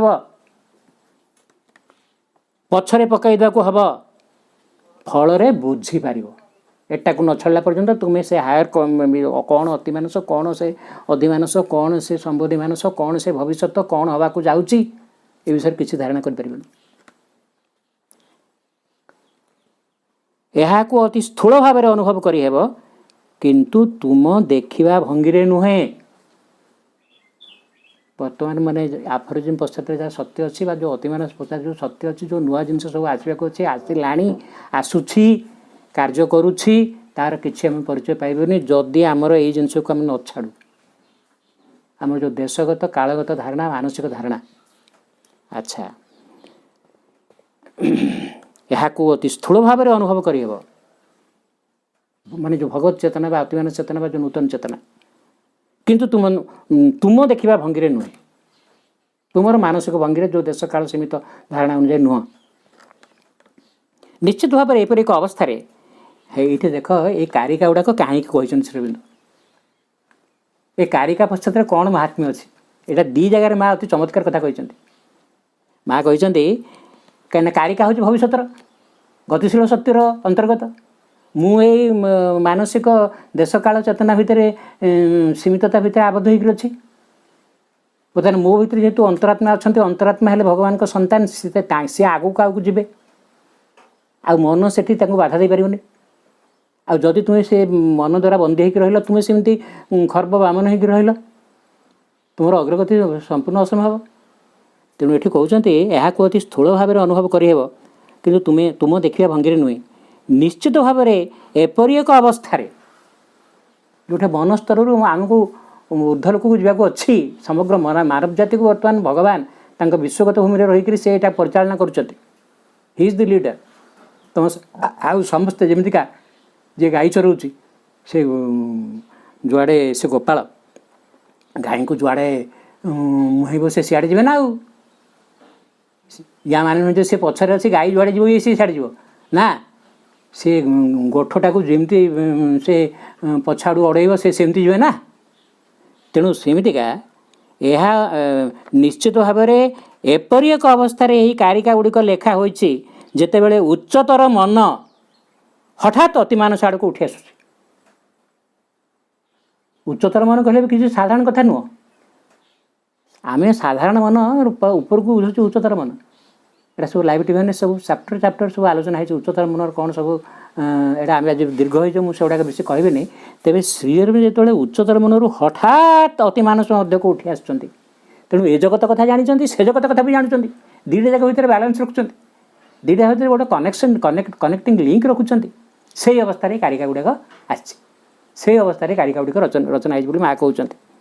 यह एपर्यंत भूली ना साधारण दृष्टि जिनटा कि अर्थात हायर माइंड जिनस गुड़ाक केमी देखा जाऊला, से सब जिनटा को केमी अनुभव करते से कथा को से पूरापूरी भूली ना, माने पृथ्वी में कौन चलती कहीं फास्ट वर्ल्ड वार है, कहीं माने कौन माने यूरोप रे कौन चलती, इंडिया रे कौन चलती, ସେମାନେ କେମିତି ଉପନିବେଶ ସ୍ଥାପନ କଲେ, ଏଠି ରାଜନୀତି କେମିତି ଚାଲିଛି, ଏଠି ଅର୍ଥନୀତି କେମିତି ଚାଲିଛି, ଏଠି ସମାଜନୀତି କେମିତି ଚାଲିଛି, ଏଗୁଡ଼ାକ ସେ ମନେ ଶ୍ରୀଅରବିନ୍ଦ ସବୁ ଏଗୁଡ଼ାକ ବି ମନେ ରଖିଛନ୍ତି। ତତ୍ସଙ୍ଗେ ଉପରେ ସେ ଅତିମାନସ ଲୋକଟା କେମିତିକା ସେଟା ବି ସେ ଜାଣିଛନ୍ତି। ଏଇ ଅବସ୍ଥାରେ କାରିକା ଗୁଡ଼ିକ ଲେଖା ହେଇଛି। ଯେତେବେଳେ ଉଚ୍ଚତର ମନ ହଠାତ୍ ଅତିମାନସ ମଧ୍ୟକୁ ଉଠି ଆସୁଛି, ଏହା ଏପର୍ଯ୍ୟନ୍ତ ଭୁଲି ନାହିଁ ସାଧାରଣ ଦୃଷ୍ଟିରେ ଜିନିଷଟା କିଭଳି ଓ ଅତିମାନସ ଧାରାରେ ଏହା କିଭଳି ତାହା ମଧ୍ୟ ଦେଖିପାରୁଛି। ପରିଣାମ ହେଉଛି ଏଇଭଳି, ଏହି ପ୍ରହେଳିକାମୟ। ତେଣୁ ସେଇ ଭିତରୁ ପାରାଡକ୍ସଟା ଆସୁଛି। ସେଇ କଥାଟାକୁ ଆମକୁ ବୁଝିବା ପାଇଁ କହୁଛନ୍ତି, ଆମକୁ ମଧ୍ୟ ସେଆଡ଼କୁ ଉନ୍ମୋଚିତ ହେବାକୁ ପଡ଼ିବ। ଗୋଟେ ଭିନ୍ନ ରାଜ୍ୟ ନୂତନ ରାଜ୍ୟର କଥାଟାର ସନ୍ଦେଶ ଦେଉଛନ୍ତି, ସେ ତା'ର ବାର୍ତ୍ତାବହ। ତେଣୁ ସବୁ କଥାଟା ଆମକୁ ଆଫୋରିଜିମ୍ ଗୁଡ଼ାକ ପ୍ରହେଳିକାମୟ ପାରାଡକ୍ସ ଭଳି ମନେ ହେଉଛି। ଆରେ କି କ'ଣ ଅଦ୍ଭୁତ କଥା ଗୁଡ଼ାକ, ଏଗୁଡ଼ାକ ଏମିତି ଅଛି, ଏଇଟା ଏମିତି ହେବ, ଆମକୁ ସବୁ ଆଶ୍ଚର୍ଯ୍ୟ ଲାଗୁଛି। ସେଥିପାଇଁ କି କାହିଁକିନା ହାୟର ଜିନିଷଟାକୁ ସେ ଆମକୁ ଜଣାଇବା ପାଇଁକି ଏସବୁ ଭାଷାରେ କହିଛନ୍ତି। ଗୋଟିଏ ପାର୍ଶ୍ୱରୀ ହୋଇନି ଅନ୍ୟଟିକୁ ଦେଖି ହେଉଛି। ଏଇଭଳି ଗୋଟେ ଅବସ୍ଥାରେ କଥାଟା ସବୁ କହିଛନ୍ତି। ଆଚ୍ଛା, ବର୍ତ୍ତମାନ କଥାଟାକୁ ଟିକେ ସିରିୟସ୍ ଲେଭେଲକୁ ପଳେଇଲା। ଆରେ ଶ୍ରୀଅରବିନ୍ଦ ଏଇଭଳି ଗୋଟେ ଲେଭେଲରେ କାରିକା ଗୁଡ଼ିକ ସବୁ କହିଛନ୍ତି। ତେଣୁ ଦୀର୍ଘ ନିରବତା ଯେତେବେଳେ ଗୋଟେ କ୍ରିଟିକାଲ ଅବସ୍ଥା, ମାନେ ଟିକେ କଥାଟା ଆଉ ଟିକେ ମାନେ ଗଭୀର ସ୍ତରକୁ ପଳେଇଯାଏ, କାରଣ ଆମେ ତା ପରବର୍ତ୍ତୀ କଥାକୁ ବୁଝିପାରିବାନି, ଆମେ ସେଭଳି ରିସେପ୍ଟିଭ୍ ନହେଲେ। ତେଣୁ ଦୀର୍ଘ ନିରବତା ରଖାଗଲେ ତାପରେ ପୁଣି କଥାବାର୍ତ୍ତା ଆରମ୍ଭ ହେଲା। ଏବଂ ତଥାପି ଜଣେ ଯଦି ଏକାଗ୍ର ଚିତ୍ତରେ ଦେଖେ, ଜଣକୁ ଭାବିବାକୁ ହେବ ଯେ ପ୍ରଭୁ ନିଜ ସକାଶେ ଏକ ଅଦ୍ଭୁତ ନାଟକ ନିଜେ ରଚନା କରୁଛନ୍ତି। ଏ ବର୍ତ୍ତମାନ ଆଉ ଗୋଟେ କଥାଟା ଆରମ୍ଭ ହୋଇଗଲା ଯେ ଭଗବାନ ତ ସବୁର ମାଲିକ, ତାଙ୍କ ଭିତରେ ସବୁ ଅଛି, ସିଏ ହିଁ ସବୁ ଜିନିଷର କର୍ତ୍ତା। ଆରେ ତାଙ୍କ ଆଗରେ ମୁଁ ହେଉଛି ଗୋଟେ ଡଟ୍ ଭଳି ନା। ଆଉ ଭଗବାନ ହେଲେ ଅନନ୍ତ ଏବଂ ଅସୀମ, ତାଙ୍କ ଆଗରେ ମୁଁ ମଣିଷଟା କ'ଣ ଗୋଟାଏ, ମୋ ଜୀବନଟାରେ ଗୋଟେ ପାଣି ଫୋଟା ଭଳି, ମୋ ଆକାର ପ୍ରକାରକୁ ବିଚାର କଲେ ଇଏ ଗୋଟେ ଡଟ୍ ଭଳି। ପୃଥିବୀଟା ତ ମହାଶୂନ୍ୟରୁ ଡଟ୍ ଭଳି ଦେଖାଯାଉଛି, ବହୁତ ଛୋଟ ଦେଖାଯାଉଛି, ପୁଣି ମଣିଷଟା ତା ଭିତରେ କେତେ। ଆଚ୍ଛା, ଏବଂ ତଥାପି ଜଣେ ଯଦି ଏକାଗ୍ର ଚିତ୍ତରେ ଦେଖେ, ନିଜକୁ ଭାବିବାକୁ ହେବ ଯେ ପ୍ରଭୁ ନିଜ ସକାଶେ ଏକ ଅଦ୍ଭୁତ ନାଟକ ନିଜେ ରଚନା କରୁଛନ୍ତି। ତାମାନେ ଏ ବିଶ୍ୱରେ ଯାହା କିଛି ଘଟୁଛି ଇଏ ହେଉଛି ଏକ ନାଟକ। ଏଠି ନାଟୁଆ କିଏ? ସ୍ୱୟଂ ଭଗବାନ ହେଉଛନ୍ତି। ସିଏ ନାଟକ, ସିଏ ପ୍ଲେୟର, ସିଏ ଅଭିନେତା, ସିଏ ଷ୍ଟେଜ୍, ଆଉ ସିଏ ହେଲେ ବିଷୟବସ୍ତୁ। କଥାଟା ବୁଝ ବର୍ତ୍ତମାନ। ସେଇ ଆଡ଼କୁ, ସେଇ ଚେତନା ଆଡ଼କୁ ଲଗେଇଲେ ଆମେ ଅତିମାନସ କ'ଣ ଏଇ କ'ଣ କିଛି ବୁଝିପାରିଲେ। ଜଣକୁ ଭାବିବାକୁ ହେବ ଯେ ପ୍ରଭୁ ନିଜ ସକାଶେ, ମାନେ ନିଜ ସକାଶେ ମାନେ ସିଏ ହେଲେ ଅଭିନେତା, ସିଏ ହେଲେ ମାନେ ସିଏ ମଧ୍ୟ ହେଲେ ଅଡ଼ିଏନ୍ସ, ସିଏ ମଧ୍ୟ ହେଲେ ଦେଖଣାହାରୀ। ଦେଖ ଇଏ କ'ଣ କଥା। ଭଗବାନ ନିଜ ସକାଶେ ଏକ ଅଦ୍ଭୁତ ନାଟକ ନିଜେ ରଚନା କରୁଛନ୍ତି। ସେ ଏହି ସର୍ଜନା ହେଉଛି ଏକ ନାଟକ ଯେଉଁଠି ନିଜ ସକାଶେ ସେ ନିଜେ ଅଭିନୟ କରୁଛନ୍ତି ଓ ନିଜ ସହ ମଧ୍ୟ ସେ ଦର୍ଶକର ଭୂମିକା ନିଭାଉଛନ୍ତି ଓ ନିଜେ ନିଜକୁ ଦେଖୁଛନ୍ତି। ଏବଂ ନିଜକୁ ଦେଖିବା ସକାଶେ ଦେଶ ଓ କାଳର ଧାରଣାକୁ ତାଙ୍କୁ ଗ୍ରହଣ କରିବାକୁ ହେବ, ଅନ୍ୟଥା ସେ ଏହା କରିପାରିବେ ନାହିଁ। ତତ୍କ୍ଷଣାତ୍ ଏହି ହାସ୍ୟରସପୂର୍ଣ୍ଣ ଅଭିନୟ ଆରମ୍ଭ ହୋଇଗଲା। କିନ୍ତୁ ଏହା ଏକ ହାସ୍ୟରସପୂର୍ଣ୍ଣ ଅଭିନୟ, ଆଉ କିଛି ନୁହେଁ। ଭଗବାନ କାହିଁକି ଏ ନାଟକଟା କରିଛନ୍ତି? ଆରେ ଆନନ୍ଦ ପାଇବା ପାଇଁ, ଖୁସି ପାଇବା ପାଇଁ, ଖୁସି ହେବା ପାଇଁ ନା। ନାଟକଟା କାହିଁକି କରିବେ? ଆଚ୍ଛା, ଆମେ କିନ୍ତୁ ଏହାକୁ ଗମ୍ଭୀର ଭାବରେ ନେଲୁ। ଆମେ ଯେହେତୁ ଆମର ସେଇ ମାନେ ପୂର୍ଣ୍ଣାଙ୍ଗ ଦୃଷ୍ଟି ବା ସେ ବିଶାଳ ଦୃଷ୍ଟି ନାହିଁ, ଆମେ ପାର୍ଟଟାକୁ ଦେଖିକିରି ଆମେ ଆଶ୍ଚର୍ଯ୍ୟ ହେଇଯାଉଛୁ। ଆଚ୍ଛା, କାରଣ ଆମେ ହେଲୁ ଖେଳଣା କଣ୍ଢେଇ। ତେଣୁ ଆମେ ଆଶ୍ଚର୍ଯ୍ୟ ହେଉଛୁ, ଆରେ ଏମିତି ହେଇଗଲା, ସେମିତି ହେଇଗଲା, ଅମୁକ ଲୋକଟା ମରିଗଲା, ସେ ଦେଖ ଏମିତି କରୋନା ଏମିତି କଲାଣି, ସେମିତି କଲାଣି, ଏମିତି ଷ୍ଟ୍ରେନ୍ ବଦଳୁଛି, ସେ ଏମିତି ଲୋକ ବାହାରି ପାରୁନାହାନ୍ତି। ଆମେ ବର୍ତ୍ତମାନ ଚମକୁଛୁ। ଯାହା ଏ ପୃଥିବୀର ରଙ୍ଗମଞ୍ଚରେ ଯାହା କିଛି ଘଟୁଛି ଏ ନାଟକ ଭିତରେ, ଆମେ ଯେହେତୁ ଗୋଟେ ସୀମିତ ଚେତନା ଭିତରେ ଅଛୁ, ଆମକୁ ସବୁ ଆଶ୍ଚର୍ଯ୍ୟଜନକ ବୋଧ ହେଉଛି। ସେ ତାକୁ ନେଇକରି ଆମେ କେତେବେଳେ ହସୁଛୁ, କେତେବେଳେ କାନ୍ଦୁଛୁ।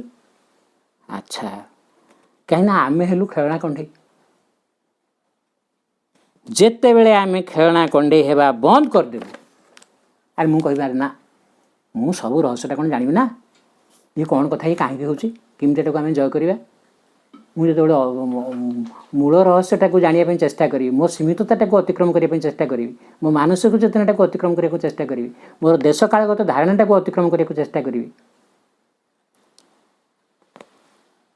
आम स्पष्ट भाव देखा देखिपारू यह एक हास्याभिनय आम दुख बोली किसी रही आम रे सब हूँ भगवान को लीला आ लीलार रहस्य हूँ लीला हूँ कौन आनंद सबुठी आनंद सबुठी से कृष्ण आलिपुर जेल भितर जोटा हूँ प्रकृति गोटे दुख जंत्रणार स्थान खाइबा को माने सेटा हूँ नर्क भली जगटा ना अरे खाइबा को से जो खाइबा श्रेणी को दिहला सब तो चोर तक सब ये अच्छा आउ कि माने किसी अवश्य विप्लवी किसी राजनीतिक कर्मी किसी थिले किंतु जेलटा कौन गोटे जेलटा हूँ गोटे नर्क ना कौन से कौन स्वर्ग तापर श्रेणी को जो खाइबा दिहला गोटे घास मिसी बाड़ मिसी ये जो साधारण अति माने पशु को खाइबा देला बेले जो से 21 दिन न खाई रही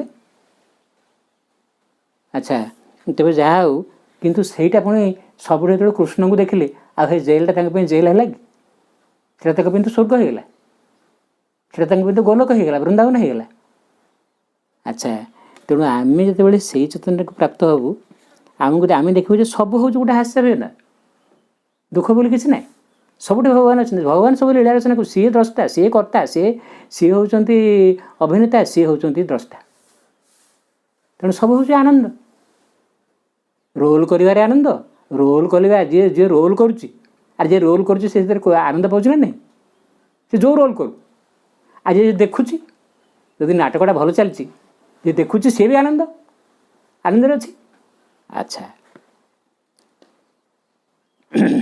एतिक आलोचना पर जे आलोचन अंशग्रहण कर कहले किंतु केतेक लोकों यह प्रकृत एक दुखांतक नाटक आम तो साधारण मनुष्य आम मनुष्य आसू ना मोर गोटे विपद पड़गला मो पुआटा मरीगला कि स्त्री मरीगला कि मोर बहुत गोटे क्षति होगा आउ सी कह नाटक हो दुख लगुच ना खराब लगुच ना हठात तो सब से भगवान हो जाए तो चेतनाटा बहुत सीमित चेतनार अच्छी अच्छा माँ कहले हाँ आम से मैंने जी ये पुणी कथाटा पड़े देख गोटे सिक्वेन्स बदलुच तू कहला अरे सब तो सदाबे तो एमती आनंद मिलना नाटक एमती भगवान कर सब आम आनंद पाचुम देखना हारी ना आम तो बहुत समय देखुचु बहुत सब आमको बहुत हताश कला भाई आ दुख देला भाई घटना घटुची यहाँ पुणी कौटू आसला बुझेगा तेणु यार उत्तर माँ दौरान हाँ आम से मैंने जे यहाँ दुखांतक करते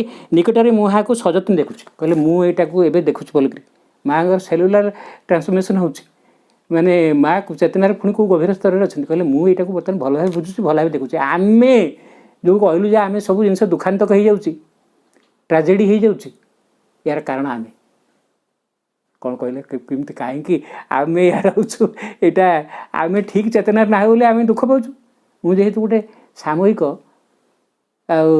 देश कालगत चेतनार बास करुँच तेणु मोप सब कथाटा मो पसंद नहीं कि मोर स्वार्थ को लेकर केतबेले मो गोटे कथा भल गोटे कथा से गोटे समय मोप से मंद तेणु यार ये मु दायी मैं तुम्हें दायी बोली माँ कहते कहीं मु देखुची सामान घटन ये गोटे विषयटा शुण सामान घटन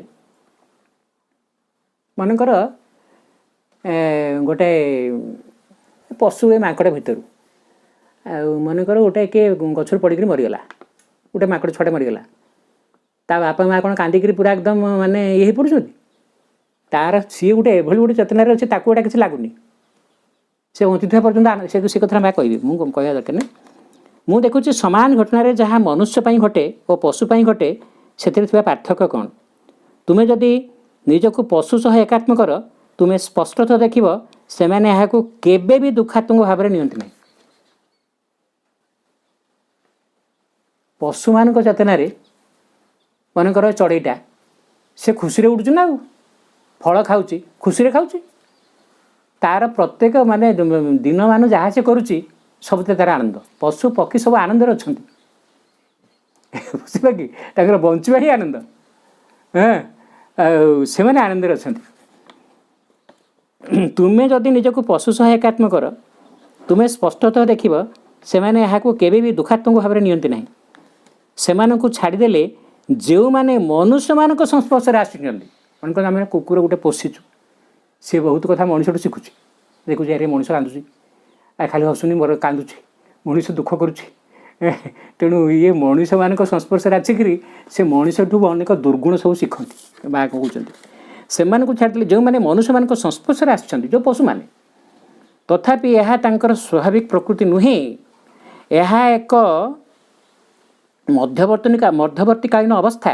ସେମାନେ ମନୁଷ୍ୟ ଓ ପଶୁ ମଧ୍ୟରେ ଏକ ମଧ୍ୟବର୍ତ୍ତୀକାଳୀନ ଅବସ୍ଥାକୁ ସେମାନେ ଆସିଯାଆନ୍ତି। ମାନେ ତା ପଶୁ ଗୁଣ ଟିକେ ଅଛି, ପୁଣି ମଣିଷ ଗୁଣ ଟିକେ ସେ ଶିଖୁଛି। ଯେଉଁ ପ୍ରଥମ କଥା ସେମାନେ ମନୁଷ୍ୟମାନଙ୍କ ଠାରୁ ଶିଖନ୍ତି ତାହା ହେଲା ସେମାନଙ୍କର ମନ୍ଦ ଗୁଣ। ଲୋକ କେତେବେଳେ ଭଲ ଗୁଣଟା ଶିଖେନି, ଆଗ ମନ୍ଦ ଗୁଣଟା ଶିଖେ। ତେଣୁ ମଣିଷର ମନ୍ଦ ଗୁଣଟା ବି ସେ ଶିଖୁଛି। ମଣିଷ କେମିତି ରାଗୁଛି, ମଣିଷ କେମିତି ମନ ଦୁଃଖ କରୁଛି, ମଣିଷ କେମିତି ଏଗୁଡ଼ାକ ଆଗ ଶିଖୁଛି। ତାହା ଶିଖିବା ପାଇଁ ସବୁଠୁ ସହଜ ବିଷୟ।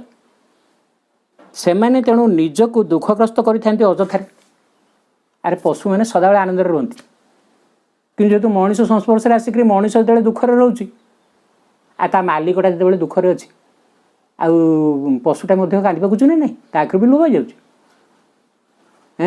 ତେଣୁ ସିଏ ଦୁଃଖଗ୍ରସ୍ତ ଯେଉଁ ରହୁଛି ସେଇଟା ଅଯଥାରେ। ଆଚ୍ଛା, ବହୁତ କଥା ମନୁଷ୍ୟ ବର୍ତ୍ତମାନ କଥା ହେଲା ମଣିଷ କେତେବେଳେ ବେଶୀ ଦୁଃଖ କରେ, ତାର କିଏ ନିକଟ ସମ୍ପର୍କୀୟ ଲୋକ, ତା ବାପା ମା' କି କିଏ ଗୋଟେ ମରିଗଲେ ନା, ଆମର ସବୁଠୁ ଦୁଃଖ କଥା କ'ଣ, ମରିଯିବଟା। ଗତକାଲି ସେ ମୋର ମାମୁଁ ପୁଅ ଭାଇ ମୋଠୁ 4-5 ବର୍ଷ ସାନ ହେବ, ତା ସାନ ଭାଇ, ସେ ତ ଜାଣିଛନ୍ତି ମୁଁ କୁଆଡ଼େ ଯାଏନି ଏବଂ ଏନି, ତଥାପି ଗୋଟେ ଖବର ହିସାବରେ ମୋତେ ଗୋଟେ କହିଲା, ତା ସାନ ଭାଇ ମୋତେ ଖବର ଦେଲା ଯେ ଏମିତିଆ ତା ବଡ଼ ଭାଇ ଚାଲିଗଲେ ବୋଲି।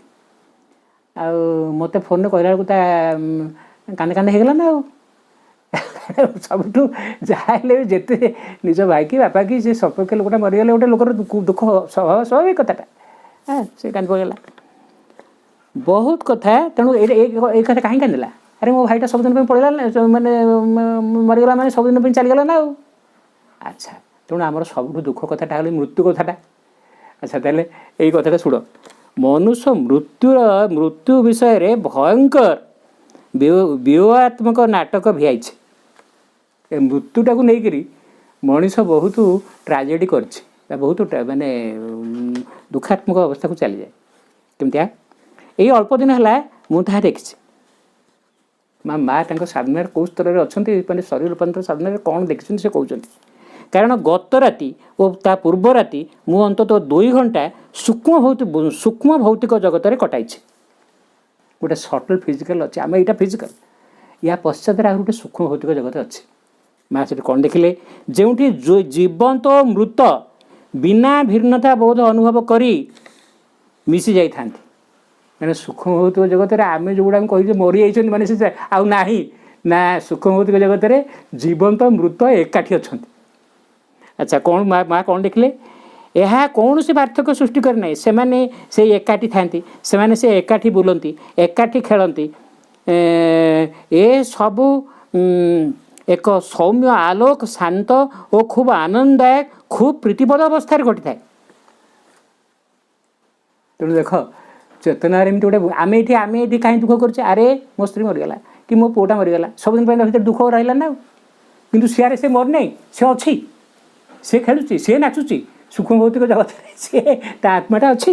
ଏବଂ ସିଏ କହିଲେ ସେଇ ସୂକ୍ଷ୍ମ ଭୌତିକ ଜଗତରେ ମୁଁ ଦେଖିଲି ମୃତ ବୋଲି କିଛି ନାହିଁ। ଆମେ ମୃତ୍ୟୁକୁ ନେଇକରି ଯେଉଁ ଗୋଟେ ଟ୍ରାଗିକ୍ ପ୍ଲେ ସୃଷ୍ଟି କରିଛୁ, ବା ଗୋଟେ ପ୍ରକାର ଗୋଟେ ବ୍ୟୋଗାତ୍ମକ ବା ଦୁଃଖାତ୍ମକ ଗୋଟେ ନାଟକ ସୃଷ୍ଟି କରିଛୁ, ସେଟା ସେଇ ଜଗତରେ ନାହିଁ, ସେଠି ନାହିଁ। ଆଚ୍ଛା, ଖୁବ୍ ପ୍ରୀତିପ୍ରଦ ଅବସ୍ଥାରେ ଘଟିଥାଏ। ମୁଁ ନିଜକୁ କହିଲି ସେଠାରେ ମନୁଷ୍ୟମାନେ ବ୍ୟାଘାତ ସୃଷ୍ଟି କରନ୍ତି, ତାପରେ କୁହନ୍ତି ଏବଂ ସେ ମୃତ ମାନେ ତାର ମୁଖ୍ୟ ଅଂଶ ହେଲା ସେମାନେ ତାକୁ ଅଚେତନ ସତ୍ତା ବୋଲି ବ୍ୟବହାର କରନ୍ତି। ମରିଗଲା ମାନେ ଆଉ ସେ ଖାଇବ କି, ଆଉ ସେ ନାଚିବ କି? ଆମେ ଏଇ ପାର୍ଥିବ ଜଗତରେ ଆମେ ମନୁଷ୍ୟମାନେ ଦେଖୁଛେ ସେ ବର୍ତ୍ତମାନ ଅଚେତନ ଅବସ୍ଥାକୁ ଚାଲିଗଲା, ସବୁଦିନ ପାଇଁ ଶୋଇଲା, ଆଉ ଉଠିବାର ନାହିଁ। ତାମାନେ ମଣିଷ ତାକୁ ଅଚେତନ ସତ୍ତା ବୋଲି ବ୍ୟବହାର କରନ୍ତି। ତଥାପି ଶରୀର ମଧ୍ୟ ସଚେତନ ଥାଏ। କ'ଣ କଥାଟା ଶୁଣ, ଯେତେବେଳେ ଲୋକଟା ମରିଯାଏ ନା ଆମେ ଭାବୁଛୁ ଆହୁରି ଆରେ ତା ଶରୀରଟା କିନ୍ତୁ ଭିତରେ ସେ ସଚେତନ ଥାଏ। ଆମର ସେଥିପାଇଁ 8-10 ଦିନ ଏ କ୍ରିୟାକର୍ମ କାହିଁ କରାଯାଏ? ସେ ହଠାତ୍ ତାକୁ ପୋଡ଼ିଦେବା କଥା ନୁହଁ। ତା ଭିତରେ ଯେଉଁ କଥା ସିନା କହିପାରୁନି, ତା ଶରୀର ଚେତନଟା କିଛି ମାନେ ଏଭଳି ତାର ପ୍ରାଣବାୟୁ ଉଡ଼ିଯାଇଥିଲେ ମଧ୍ୟ, ତା ଶ୍ୱାସକ୍ରିୟା ବନ୍ଦ ହୋଇଯାଇଥିଲେ ମଧ୍ୟ ସେ ଭିତରେ ସଚେତନ ଥାଏ। ସେ ଜାଣୁଥାଏ ମାନେ ତାର ସେ ସଚେତନ ଥାଏ। ମା କହୁଛନ୍ତି। ପୁଣି ବର୍ତ୍ତମାନ ମୃତ୍ୟୁକୁ ନେଇକରି କଥାଟା ଆହୁରି ଗୋଟେ ସିରିୟସ୍ ଅବସ୍ଥାକୁ ଚାଲିଗଲା।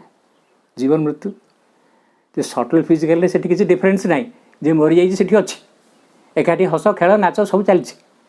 ଆଚ୍ଛା, କିଛି ସମୟ ମା ପୁଣି ନୀରବତା ପୁଣି ରଖିଲେ। ବର୍ତ୍ତମାନ କଥା ହେଲା ଯେ ମଣିଷ ତ ଏମିତି ଗୋଟେ ଭୁଲ କରିଛି, ଗୋଟେ ମାନେ ମୃତ୍ୟୁକୁ ନେଇକରି ଏମିତି ଗୋଟେ ନାଟକ ରଚନା କରିଛି, ବିୟୋଗାତ୍ମକ ନାଟକ। ତ ପ୍ରଶ୍ନ ହେଲା ବର୍ତ୍ତମାନ ଭୁଲ କେଉଁଠି? କାହିଁକି ମାନେ ଆମର ଯେଉଁ ଦୁଃଖ ମୃତ୍ୟୁକୁ ନେଇକରି ଏଥିପାଇଁ ଦାୟୀ କିଏ ଏବଂ ଭୁଲ କେଉଁଠି ରହିଲା? ଭୁଲ କେଉଁଠି? କହିବାକୁ ଗଲେ ଭୁଲ କେଉଁଠି ନାହିଁ, ଜିନିଷ ସବୁ ଅସମ୍ଭବ ମନେ ହେଉଛି କାରଣ ଆମେ ଜାଣୁନାହିଁ। ସୂକ୍ଷ୍ମ ଭୌତିକ ଚେତନାରେ କ'ଣ ଘଟୁଛି ମାଆଙ୍କର ସେ ଦୃଷ୍ଟି ଅଛି ବା ସେ ସାଧନା ଅଛି ବୋଲି ମା ଜାଣୁଛନ୍ତି। ଆମେ କ'ଣ ସୂକ୍ଷ୍ମ ଭୌତିକ ଜଗତ କଥାଟା କ'ଣ ଦେଖିପାରୁଛୁ? ତ ଏଇଟା ଗୋଟେ ଚେତନାଗତ ଅଭାବ ବା ଗୋଟେ ତ୍ରୁଟି ଲାଗି ମୋତେ ସବୁ ଜିନିଷଟା ମୋ ପାଇଁ ଦୁଃଖପ୍ରଦ ହେଉଛି। ତେଣୁ ସୁଖ ଦୁଃଖଟା ମୋ ଚେତନା ଉପରେ ନିର୍ଭର କରୁଛି। ମୁଁ ଯଦି ସେ ଉଚ୍ଚତର ଚେତନାରେ ଭାଗବତ ଚେତନାରେ ବାସ କରି ମୋ ପାଇଁ ଦୁଃଖ ବୋଲି କିଛି ନାହିଁ।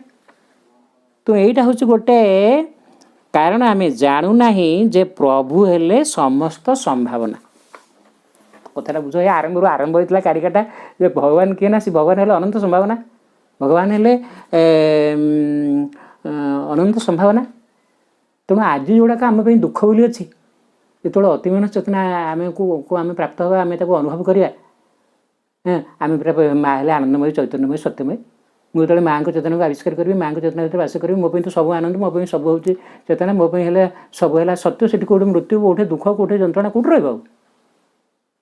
ତେଣୁ ବର୍ତ୍ତମାନ ଯେଉଁ ନୂଆ ଜଗତଟା ଆସୁଛି, ଆମେ ମନୁଷ୍ୟମାନେ ମନ ଚେତନାରେ ଯେଉଁ ସବୁ ସମସ୍ୟା ଗୁଡ଼ାକ ସୃଷ୍ଟି କରିଛୁ ବା ଯେଉଁ ସବୁ ସମସ୍ୟାରେ ଆମେ ଜଡ଼ିଭୂତ ଅଛୁ ବା ଯେଉଁ ସବୁ ସମସ୍ୟାରେ ଆମେ ତାର କବଳରେ ପଡ଼ିଯାଇଛୁ, ସେଟା ଆଉ ଆଗାମୀକୁ ସେ ସମସ୍ୟା ଆଉ ରହିବନି କି ସେ ଦୁଃଖ ରହିବନି। ଏଇଟା ହେଉଛି ଗୋଟେ ଚେତନାଗତ ଅବସ୍ଥା। କ'ଣ ମା କହୁଛନ୍ତି ଯେ ପ୍ରଭୁ ହେଲେ ସମସ୍ତ ସମ୍ଭାବନା। ଆଜି ଯେଉଁଟା ଅଛି କାଲିକି ସେଟା ରହିବନି, ଏଇ ସମସ୍ୟା ରହିବନି। ଆହୁରି ନୂଆ ସମ୍ଭାବନା, ନୂଆ ସୃଷ୍ଟି, ନୂଆ କଥା ହେବାକୁ ଯାଉଛି।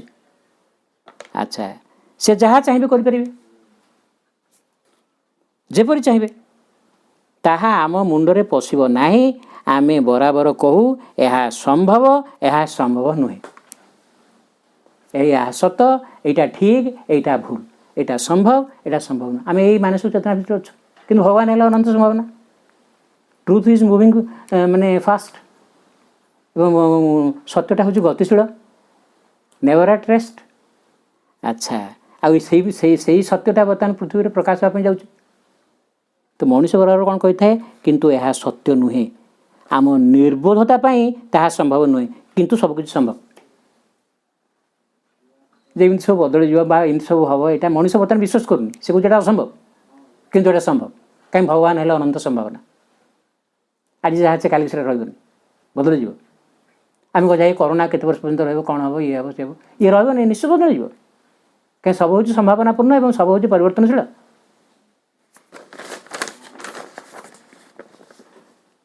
ଦେଖ, ଯିଏ ଏହି ଲୀଳା ଦେଖୁଛି ସିଏ ବ୍ୟସ୍ତ ନୁହେଁ, କାରଣ ସେ ସବୁ ଜାଣିଛି। ଭଗବାନ ତ ନିଜେ ପୁଣି ଅଭିନୟ କରୁଛନ୍ତି, ପୁଣି ନିଜେ ଦେଖୁଛନ୍ତି। ସିଏ ହେଉଛନ୍ତି ଅଭିନେତା, ସିଏ ହେଲେ ଦ୍ରଷ୍ଟା। ଭଗବାନ ଯେଭଳି ଦେଖୁଛନ୍ତି, ଆମ ଦେଖିବା ତାଙ୍କ ଭିତରେ ଦେଖିବା ଭିତରେ ପାର୍ଥକ୍ୟ ରହିଲା ନା। ଆମ ଦେଖିବାଟା ହେଉଛି ଦେଶ ଓ କାଳ ଆଉ ଆମ ମନ ଦ୍ୱାରା ଆମର ଦ୍ୱାରା ସୀମିତ। କିନ୍ତୁ ଦେଖ, ଯିଏ ଏହି ଲୀଳା ଦେଖୁଛି, ଭଗବାନ ବି ତ ଦେଖୁଛନ୍ତି ନା। ସେ ଲୀଳା କରୁଛନ୍ତି, ସେ ଦେଖୁଛନ୍ତି, ସେ ବ୍ୟସ୍ତ ନୁହେଁ। ତାଙ୍କର ମାନେ ସିଏ ଦୁଃଖିତ ନୁହନ୍ତି, କାରଣ ସେ ସବୁ ଜାଣିଛି କ'ଣ ଘଟିବାକୁ ଯାଉଛି ଓ ତା'ର ସବୁ ବିଷୟରେ ପୂର୍ଣ୍ଣ ଜ୍ଞାନ ରହିଛି। ଯାହା ଘଟୁଛି, ଯାହା ସବୁ ଘଟିଥିଲା, ଯାହା ସବୁ ଘଟିବାକୁ ଯାଉଛି, ତାହା ସବୁ ସେଠାରେ ଅଛି। ସେ ଦ୍ରଷ୍ଟା ଭିତରେ ବି ଅଛନ୍ତି।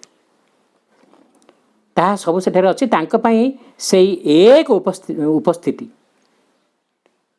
ତେଣୁ ଅନ୍ୟମାନେ ସେଇ ଦିନ ଅଭିନେତାମାନେ ଯେଉଁମାନେ ଆଦୌ ଜାଣନ୍ତି ନାହିଁ, ବର୍ତ୍ତମାନ ଆମକୁ ସେ ମାନେ ଖେଳନା କଣ୍ଢେଇ ସ୍ତରକୁ ଆମେ ଚାଲିଯିବା, ଆମେ କିଛି ଜାଣିନୁ, ଆମକୁ ଯେମିତି ନ ଚାହୁଁଛୁ ଜାଣିଛୁ। ତେଣୁ ଆମ ପାଇଁ ଏଗୁଡ଼ା ସବୁ ଅଛି, ସୁଖ ଦୁଃଖ ଏସବୁ ଅଛି, ମୃତ୍ୟୁ ଅଛି। ତେଣୁ ଅନ୍ୟମାନେ ସେହି ଦିନ ଅଭିନେତାମାନେ ଯେଉଁମାନେ ଆଦୌ ଜାଣନ୍ତି ନାହିଁ, ସେମାନେ ତାଙ୍କ ଭୂମିକା କଥା ମଧ୍ୟ ଜାଣିନଥାନ୍ତି। ମୋତେ କାହିଁକି ପୃଥିବୀକୁ ପଠାହେଇଛି, ମୁଁ କେଉଁ କାମଟା କରିବା କଥା, ମୋତେ ଭଗବାନ କାହିଁକି ଏଠି ପଠାଇଛନ୍ତି, ମୋର ପ୍ରକୃତ ଭୂମିକାଟା କ'ଣ, ମୁଁ କ'ଣ ସେୟା କରୁଛି? ଯେପର୍ଯ୍ୟନ୍ତ ଅନ୍ତରାତ୍ମାକୁ ଜଣେ ଆବିଷ୍କାର ନ କରିବ ସେ ଜାଣିପାରିବନି ଯେ ପ୍ରକୃତରେ ତା'ର କ'ଣ କରିବା କଥା, ଆଉ ସେ କରୁଛି କ'ଣ। ତେଣୁ ଯେତେବେଳେ ତାଙ୍କ ଭୂମିକା କଥା ମଧ୍ୟ ଜାଣିନଥାନ୍ତି ଏବଂ ସେମାନେ ବହୁତ ବ୍ୟସ୍ତ ହୁଅନ୍ତି, କାହିଁକି ସେମାନଙ୍କୁ ଏପରି ଅଭିନୟ କରିବାକୁ ଦିଆଯାଇଛି, ତାହା କ'ଣ ସେମାନେ ଜାଣିନଥାନ୍ତି। ଏହା ଏପରି କଥା ଯାହା ମୁଁ ଏବେ ତୀବ୍ର ଭାବରେ ଅନୁଭବ କରୁଛି। ଆମେ ସବୁ ଅଭିନୟ କରୁଛୁ କିନ୍ତୁ ଜାଣିନୁ ଅଭିନୟଟା କ'ଣ, କିମ୍ବା କେଉଁ ଆଡ଼କୁ ଏହା ଗତି କରୁଛି, କିମ୍ବା କେଉଁଠୁ ଏହା ଆସିଲା। କିନ୍ତୁ ପୁରାପୁରି ବିଷୟଟା କ'ଣ ଆମେ କ୍ୱଚିତ ଏହା ଜାଣୁ। ଅର୍ଥାତ୍ ଆମର ଗୋଟେ ଚେତନାଗତ ତ୍ରୁଟି ଅଭାବ ଲାଗି ଆମକୁ ସବୁ କଥାଟା ଦୁଃଖଦ ବା ସବୁ କଥାଟା ଯନ୍ତ୍ରଣାମୟ ମନେ ହେଉଛି। ଅସମ୍ପୂର୍ଣ୍ଣ ଭାବରେ ମୁହୂର୍ତ୍ତରୁ ମୁହୂର୍ତ୍ତ ଆମକୁ କ'ଣ ହେବାକୁ ହେବ ତାହା ଆମେ ଜାଣୁନା। ଅର୍ଥାତ୍ ଆମର ସେଇ ଫ୍ୟୁଚର ଭିଜନ ନାହିଁ, ଭବିଷ୍ୟତଟା କ'ଣ ଆମେ ଜାଣୁନା, ଆମେ ଏକ ରକମର ଅନ୍ଧ ସୀମିତ। ଆମ ଜ୍ଞାନ ଅସମ୍ପୂର୍ଣ୍ଣ, ତେଣୁ ଆମେ ବ୍ୟସ୍ତ ହେଉ। କିନ୍ତୁ ଆମେ ଯେତେବେଳେ ସବୁ ଜାଣିଯାଉ ଜଣେ ଆଉ ବ୍ୟସ୍ତ ହେବ ନାହିଁ। ଜଣେ ଖାଲି ମୁରୁକି ହସିବ, ମନେକର ମୁଁ ଜାଣିଛି ଭବିଷ୍ୟତରେ କ'ଣ ସବୁ ହେବ, ମୁଁ କାହିଁ ବ୍ୟସ୍ତ? ସେ ବଡ଼ କୌତୁକ ଅନୁଭବ କରିବ। କିନ୍ତୁ ଆମକୁ ପୁରା କ୍ଷମତା ଦିଆଯାଇଛି, ଆମେ ତାଙ୍କ ଭଳି ପ୍ରଭୁଙ୍କ ଭଳି ପୁରା ମଜା ପାଇବା ଆମେ ମୋଟେ ଚେଷ୍ଟା କରୁନା। ସେ କହିଲା ଆମକୁ ସୁଯୋଗ ବି ଦିଆହେଇଛି, ଯେମିତି ପ୍ରଭୁ ସବୁ କଥାକୁ, ସିଏ ଅଭିନେତା ସିଏ ଦ୍ରଷ୍ଟା, ଆଉ ଦ୍ରଷ୍ଟା ହେଇକରି ବି ଆନନ୍ଦ ପାଉଛନ୍ତି, ଅଭିନୟ କରିକିରି ଆନନ୍ଦ ପାଉଛନ୍ତି, ଆମେ ବି ସେମିତି ହେଇପାରିବା। ଆମେ ଯେଉଁ ବର୍ତ୍ତମାନ ଆମେ ଏଇ ଅଭିନୟକୁ ଦେଖିକିରି ବା ଆମେ ଅଭିନୟ କରିକିରି ଆମେ ଯେଉଁ ଦୁଃଖ ପାଉଛୁ, ଏଇଟା ହେଉଛି ଆମକୁ ଏଇ ସ୍ୱାଧୀନତା ଦିଆଯାଇଛି, କିନ୍ତୁ ଆମେ ଏଇଟା ଚାହୁଁନା। ଆମେ ଭଗବତ ଚେତନାକୁ ଆବିଷ୍କାର କରିବାକୁ ଚାହୁଁନା, ଆମର ସେ ପୂର୍ଣ୍ଣ ଜ୍ଞାନଟା ନାହିଁ ବୋଲି ଆମେ ମୋଟେ ଚେଷ୍ଟା କରୁନା। କହିଲେ ଆମେ କ'ଣ ରହସ୍ୟଟା, ଆମେ କ'ଣ ପାଇଲେ କ'ଣ କଲେ ଆମେ ସଦାବେଳେ ଆନନ୍ଦରେ ରହିବା, ଏଥିପାଇଁ ଯେଉଁ ଚେଷ୍ଟା କରିବା କଥାଟା ଆମେ କରୁନୁ ବୋଲି ଆମେ ଦୁଃଖ ପାଉଛୁ। ଆଚ୍ଛା, ସେଠୁ ଯିଏ ଆଲୋଚନାରେ ଅଂଶଗ୍ରହଣ କରୁଛନ୍ତି, ଯେ ବର୍ତ୍ତମାନ ବଲ୍ଟା ଆମ କୋର୍ଟକୁ ପଳେଇ ଆସିଲା ଯେ ଆମେ ଦୁଃଖ ପାଉଛୁ ଆମ ଚେତନାଗତ ତ୍ରୁଟି ପାଇଁକି ବା ଆମର ସୀମିତତା ପାଇଁକି, କିନ୍ତୁ ଆମେ ବି ଭଗବାନ ଭଳି ମଜା ପାଇପାରନ୍ତୁ, ସଦାବେଳେ ଆନନ୍ଦରେ ରୁହନ୍ତୁ।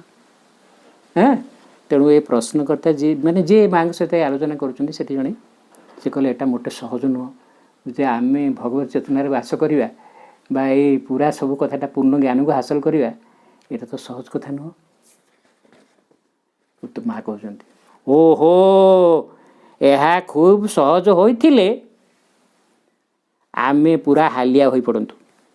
ଦେଖ, ଡାଳିଯୋଡ଼ା ଆଶ୍ରମ ଆମର ଏଇ ଜାଗାରେ ଏତେ ପିସ୍ ଅଛି ଯେ, ଏତେ ପିସ୍ କେମିତି ପିସ୍ ଆସିଲା? ଅତୀତରେ ଏଠି ଯୋଗୀମାନେ ସାଧନା କରିଛନ୍ତି।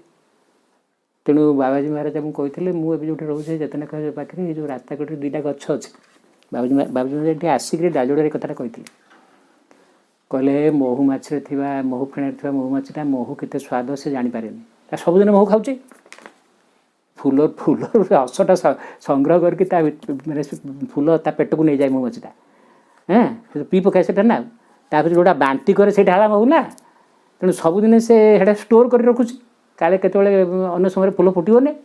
ତ ଆମେ ଚୋରି କରୁ, ଆମେ ଚୋର ନା। ଆଉ ମହୁ ଫେଣାଟା ଯେଉଁ ଭାଙ୍ଗିକି ଆମେ ନେଇ ପଳେଇ ଆସୁଛୁ, ସିଏ ହେଉଛି ପ୍ରକୃତରେ ଷ୍ଟୋର୍ କରିକି ତାର ରଖିଛି, ସେ ନିଜେ ଖାଇବ ବୋଲି, ତା କୋଠି ଘରେ ସେଟା ସେ ଷ୍ଟକ୍ ରଖୁଛି ତା ଖାଦ୍ୟଟାକୁ। ଆଚ୍ଛା, ମା କହିଲେ ଯେ ସିଏ ଯେମିତି ମହୁମାଛିଟା ସବୁଦିନେ ମହୁ ଯେହେତୁ ଖାଉଛି, ଆଉ ସବୁଦିନେ ତୁମେ ଯଦି ରସଗୋଲା ସବୁଦିନେ 5-5ଟା ଖାଇବ, ଆଉ ତୁମକୁ ହେଇ ରସଗୋଲାଟା ପାଣିଚିଆ ଲାଗିବ ନା, ଆଉ ସବୁଦିନେ ମିଠା ଲାଗିବ କି? ଆଚ୍ଛା, ସେମିତି କହିଲେ ତୁମେ ଏଇ ଡାଳିଯୋଡ଼ାରେ ଯେଉଁ ସବୁ ସାଧକମାନେ ଅଛ ନା, ତୁମେ ସବୁ ଜାଣିପାରୁନ ଯେ ଏଇ ଜାଗାରେ କେମିତି ଗୋଟେ ଅହେତୁକ ଶାନ୍ତି ଅଛି।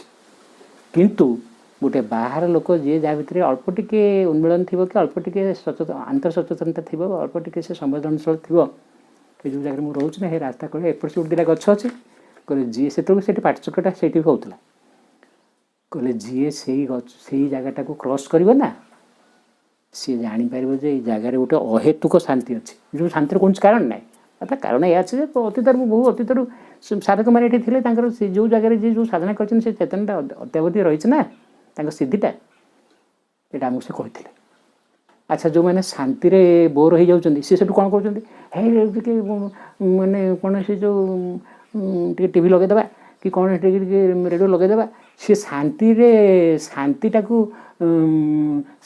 को माने सही पारना ये माँ कहते तो ये कहले तो यहाँ कहीं ये मोटे सहज नुहे भगवत चेतन रहा शिशु माँ कहले यह खूब सहज होते आमे पूरा हालिया हो पड़तु जड़े बेले बेले विस्मय प्रकाश करे जीवन कहीं ये दुखमय हो किंतु यह सर्वकालीन आनंददायक होते प्रथम यह आमको पसंद आमे यहाँ को पसंद करूनी कारण यह स्वाभाविक हो उठिबो मुख्य कथा आमे यहाँ को पसंद करूनी कारण यह पूरा स्वाभाविक हो उठिबो तापरे किए बा कहब परिवर्तन पर टिके द्वंद्व चाखिबा नहीं कि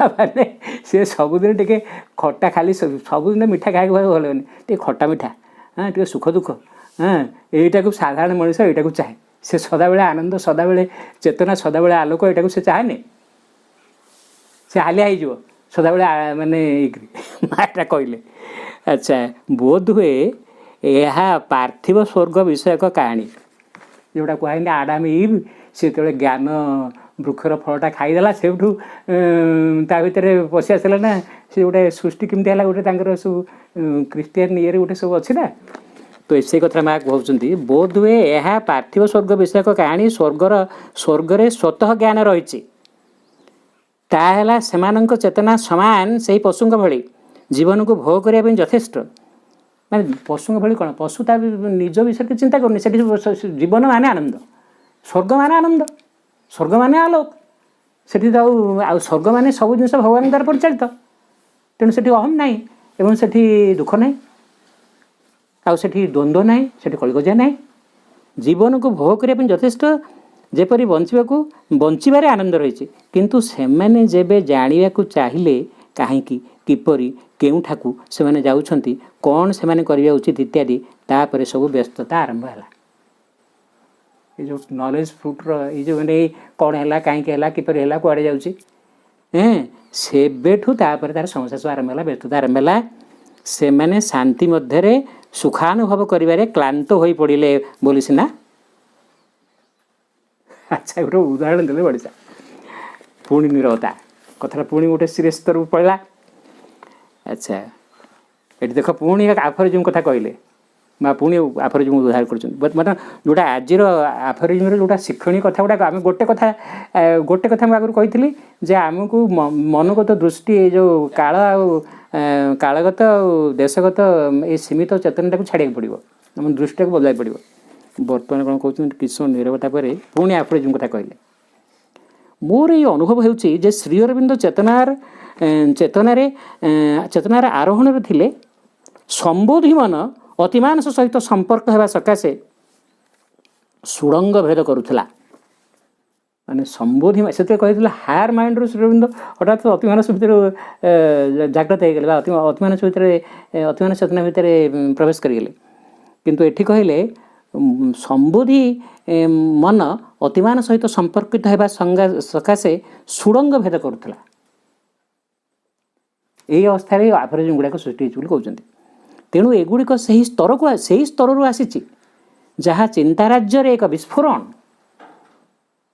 ये हूँ आफरिज्म गोटे गोटे गोटे ये चिंता राज्य एक विस्फोरण ये पूरा तुम माने कनसियसनेस को दोहलाई देव एवं तुमको आहरी गोटे हायर कनसियसनेस विषय सचेतन कर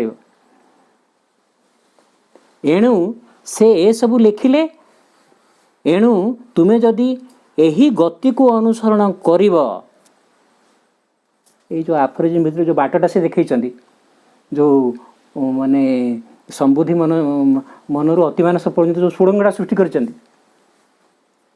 तेणु तुम्हें जदि यही गति को अनुसरण कर तुम्हें मूल उत्स को देखिपर जोटे से शाश्वत आनंद अच्छी जो ये देश कालगत दृष्टिटा ना जोटे पूर्णांग दृष्टि एवं से विश्व दृष्टिटा अच्छी बर्तमान बर्तमान सिचुएसन बर्तमान पुणी सीन बदलीगला आम ताले से पाइबा ये मनोगत कालगत जिनटा को केमती आम अतिक्रम करी चेतना को अतिक्रम करी आम से शाश्वत चेतना दिव्य चेतना को केमती अतिमान चेतना को केमती प्राप्त हवा।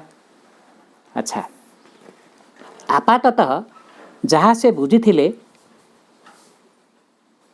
ताहा भ्रांति अगणित और असीम संभावना मध्यरु गोटिए एठारे असीमर अर्थ संभावनार बाहर किछि नाही तेणु भ्रांति केउठी रहिबो आमे भ्रांति बोली कहू यह संपूर्ण अमूलक आमे यह भूल बोली कहू यह काहाकु संपर्कित करी आम निज विचार को धरी जे यह सत्य किंतु निश्चित रूपे भगवान का विचार को नहीं नुह आमे जोटा कहूँ यहाँ ठीक यहाँ भूल क्या लेकिन कहूँ आम विचार को आम अहमर दृष्टिकोण अनुजाई तुलना करके आम कहूँ ना किंतु आमे कौन भगवत चेतन बास कर भगवान का दृष्टि अनुजाई कथाटा कहूँ जोगर उद्देश्य कौन एवं जीवन उद्देश्य कौन भगवत चेतन को आविष्कार करवा भगवत चेतन सहित युक्त होकर सब काम करवा किंतु आमे जो मतामतरा दौचु ठीक भूल विषय सुख दुख विषय यहाँ आम निजर अहंगत चेतना को लेकिन आम कथाटा कहूँ ना मतामत दौचु ना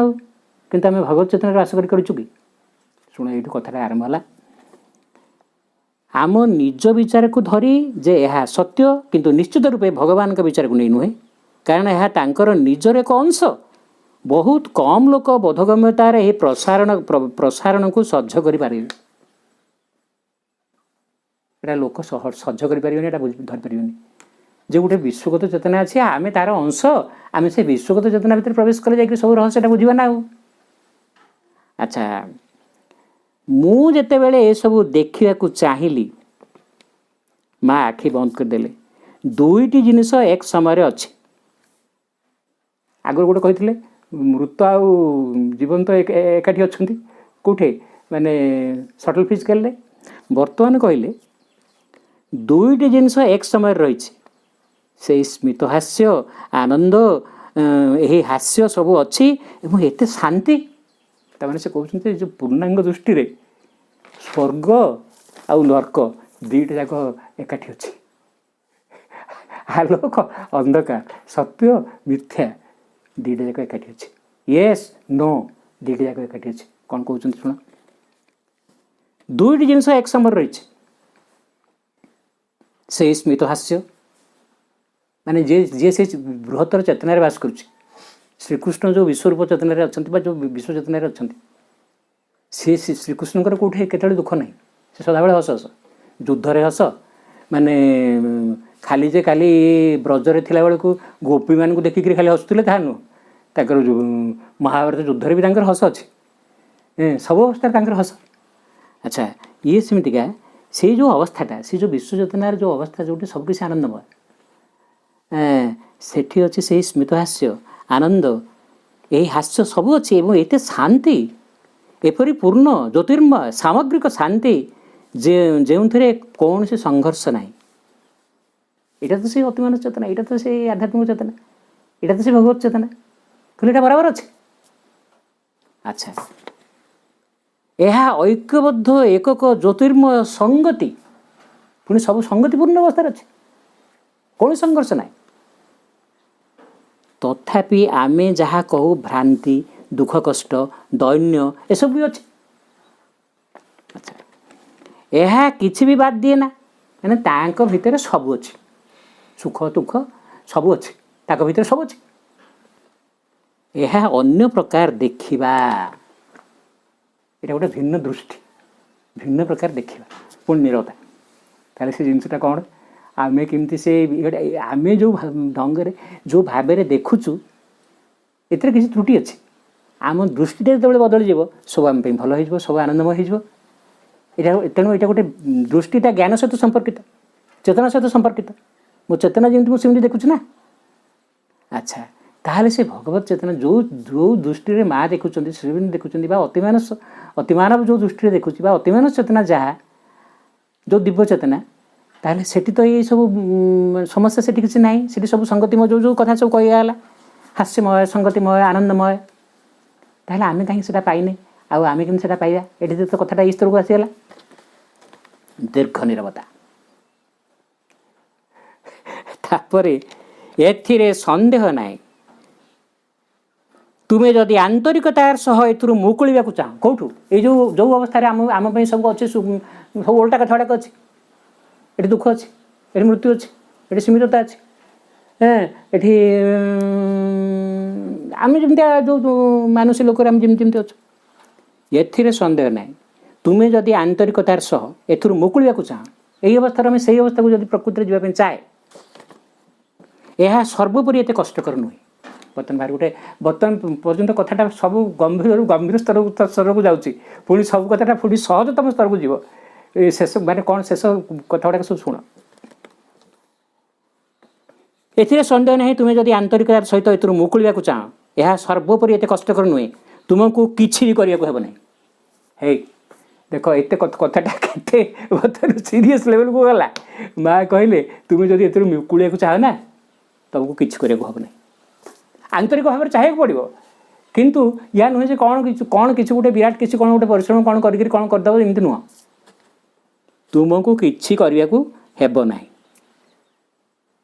तुमको केवल प्रभु को सबू किछि करने सकाशे छाड़ी देवा को हम क्यों बर्तमान देव मुहूर्त भगवान काम कर माँ काम कर जड़े व्यक्ति ना जहाँ चेतना अच्छी ये दिव्य चेतना अच्छी अतिमान चेतना जहाँ भीतर अच्छी सी भी जड़े लोक ना मु बर्तमान सब करी बोली मु सब माड़ी आसुच्छी मु निजक प्राधान्य दूसरी अरे मु सब एटा कर मो द्वारा सब एमती कथा सब है अरे मो अहम मोर सीमित चेतना मोर जिते मोर स्वार्थ बा मो ये किसी गोटे टे एपट सेपट हो जाऊँ पुणी गोखर हो जाऊँ ना आउ कौन कौन मोर दुख भी बढ़ी जाऊँगी जदि किसी मोर जिनस किसी नष्ट भ्रष्ट है तेणु शुण कौन कहले शेष कथाटा एथिरे संदेह नहीं तुम्हें जदि आंतरिकतार सह एथुरु मुकुलिया को चाह यह सर्वोपरि एत कष्टकर नुहे तुमको किसी भी करने को नहीं तुमको केवल प्रभु को सबू किछि करने सकाशे छाड़ी देवा को हेब से सबू किछि करंती अरे जा चेतना विश्वमय ताको कर्मटा विश्व न हो ना विश्वकर्माटी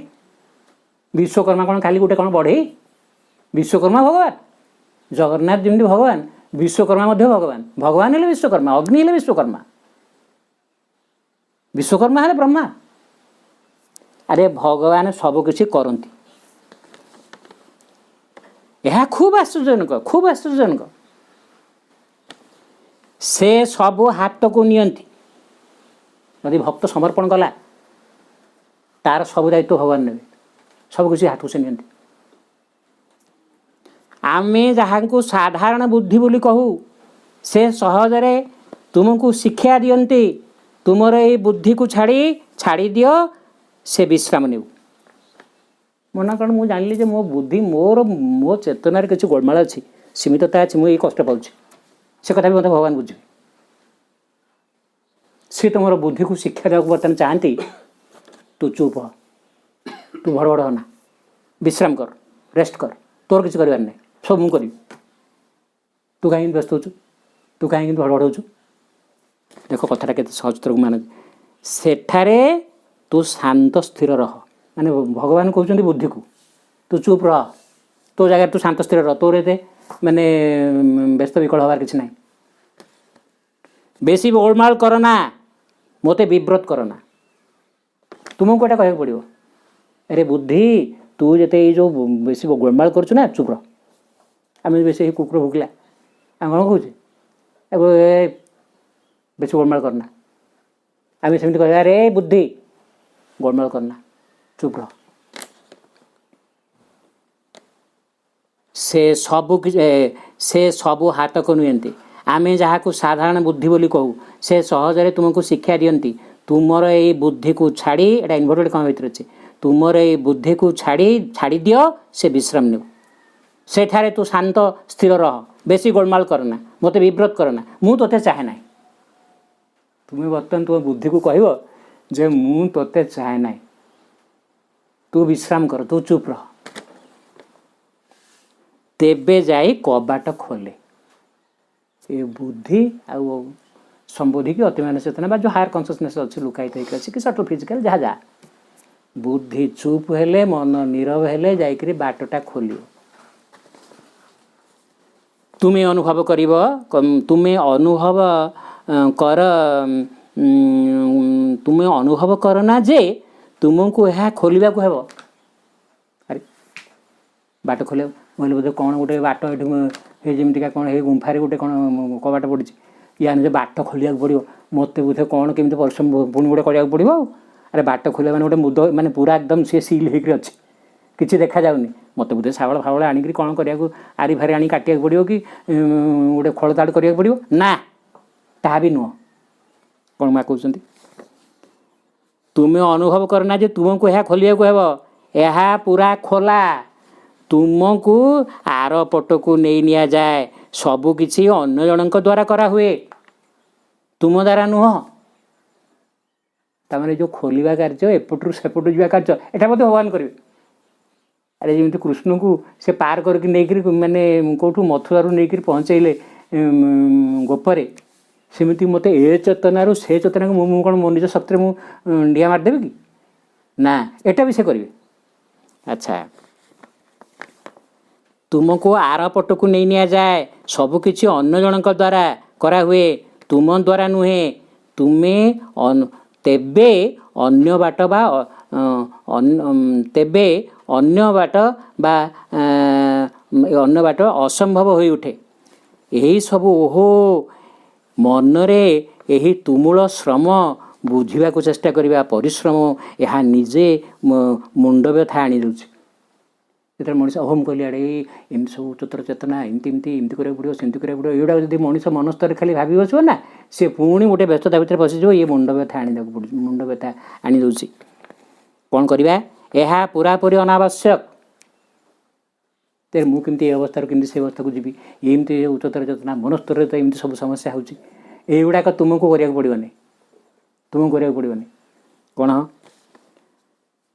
यह पूरापूरी अनावश्यक तुम जो भावी बसिल मनर तुमुल श्रम बुझा को चेष्टा करवा परिश्रम यह निजे मुंड व्यथा आनी दूसरी यह पूरापूरी अनावश्यक पूरा निरर्थक यार कौन सी व्यवहार दरकार नहीं यह केवल द्वंद्व को बढ़ाए जदि मन स्तर तुम्हें ये सब कथा गोल घाटी एम सब भाव बस ताले कौन करवा तुम्हें कौन गोटाए समस्या भेटुच प्रत्येक लोकर किसी न तो समस्या अच्छी ना आम समस्त समस्या अच्छे तुम्हें कौन गोटे समस्या भेटुच तुम्हें कौन कहब तुम्हें कौन करवा उचित किपर तुम करवा उचित ये तो सब आम समस्या मुझे समस्या पड़े बर्तमान कौन करी कौन कहि कड़े जी ये तो मुंडटा बेसी माने भाड़ी हो किसी भी करने को ना देख कहते ये तो आम भावुचे ना किसी भी करने को ना किसी भी नुह तुमको केवल प्रभु को कहवा को हेब देख सेठारे से एपरी हेउछि मु जोटा समस्या मुंड को लेकर भाड़ी होची मु प्रभु कहबी प्रभु तुम्हें देख देख से एमती कलानी भाई से एमती है मैंने प्रभु आड़े सब मुहेब प्रभु को सब रेफर कर प्रभु को सब जनइब प्रभु देख देख देख देख से एमती कला प्रभु देख से समस्या है प्रभु देख अच्छा यहाँ कले तुमको या तुम रोलटा हूँ या देख सेठारे से एपरी होउछि बास सेतिकी तापरे तुम्हें स्थिर होई रुह तापरे स्वतः स्फूर्त भाव बिना ए विषय चिंता करी बिना सोचना रे बिना हिसाब किताब रे किछि किछि नुहे बिना परिश्रम रे तुम्हें जहाँ करवा कथा तुम्हें कर मु किसी भाविनी कि मो द्वारा जहाँ हवा कथा आपे आपे प्रभु मो द्वारा करने कौन कथाटा कहवा को गले प्रभु ताहा करुछंती आउ तुमे नुह एपर्यंत मु सब करुँ चेतनार गोटे स्तर को जावाक पड़ो जो मु किसी नुहे सब प्रभु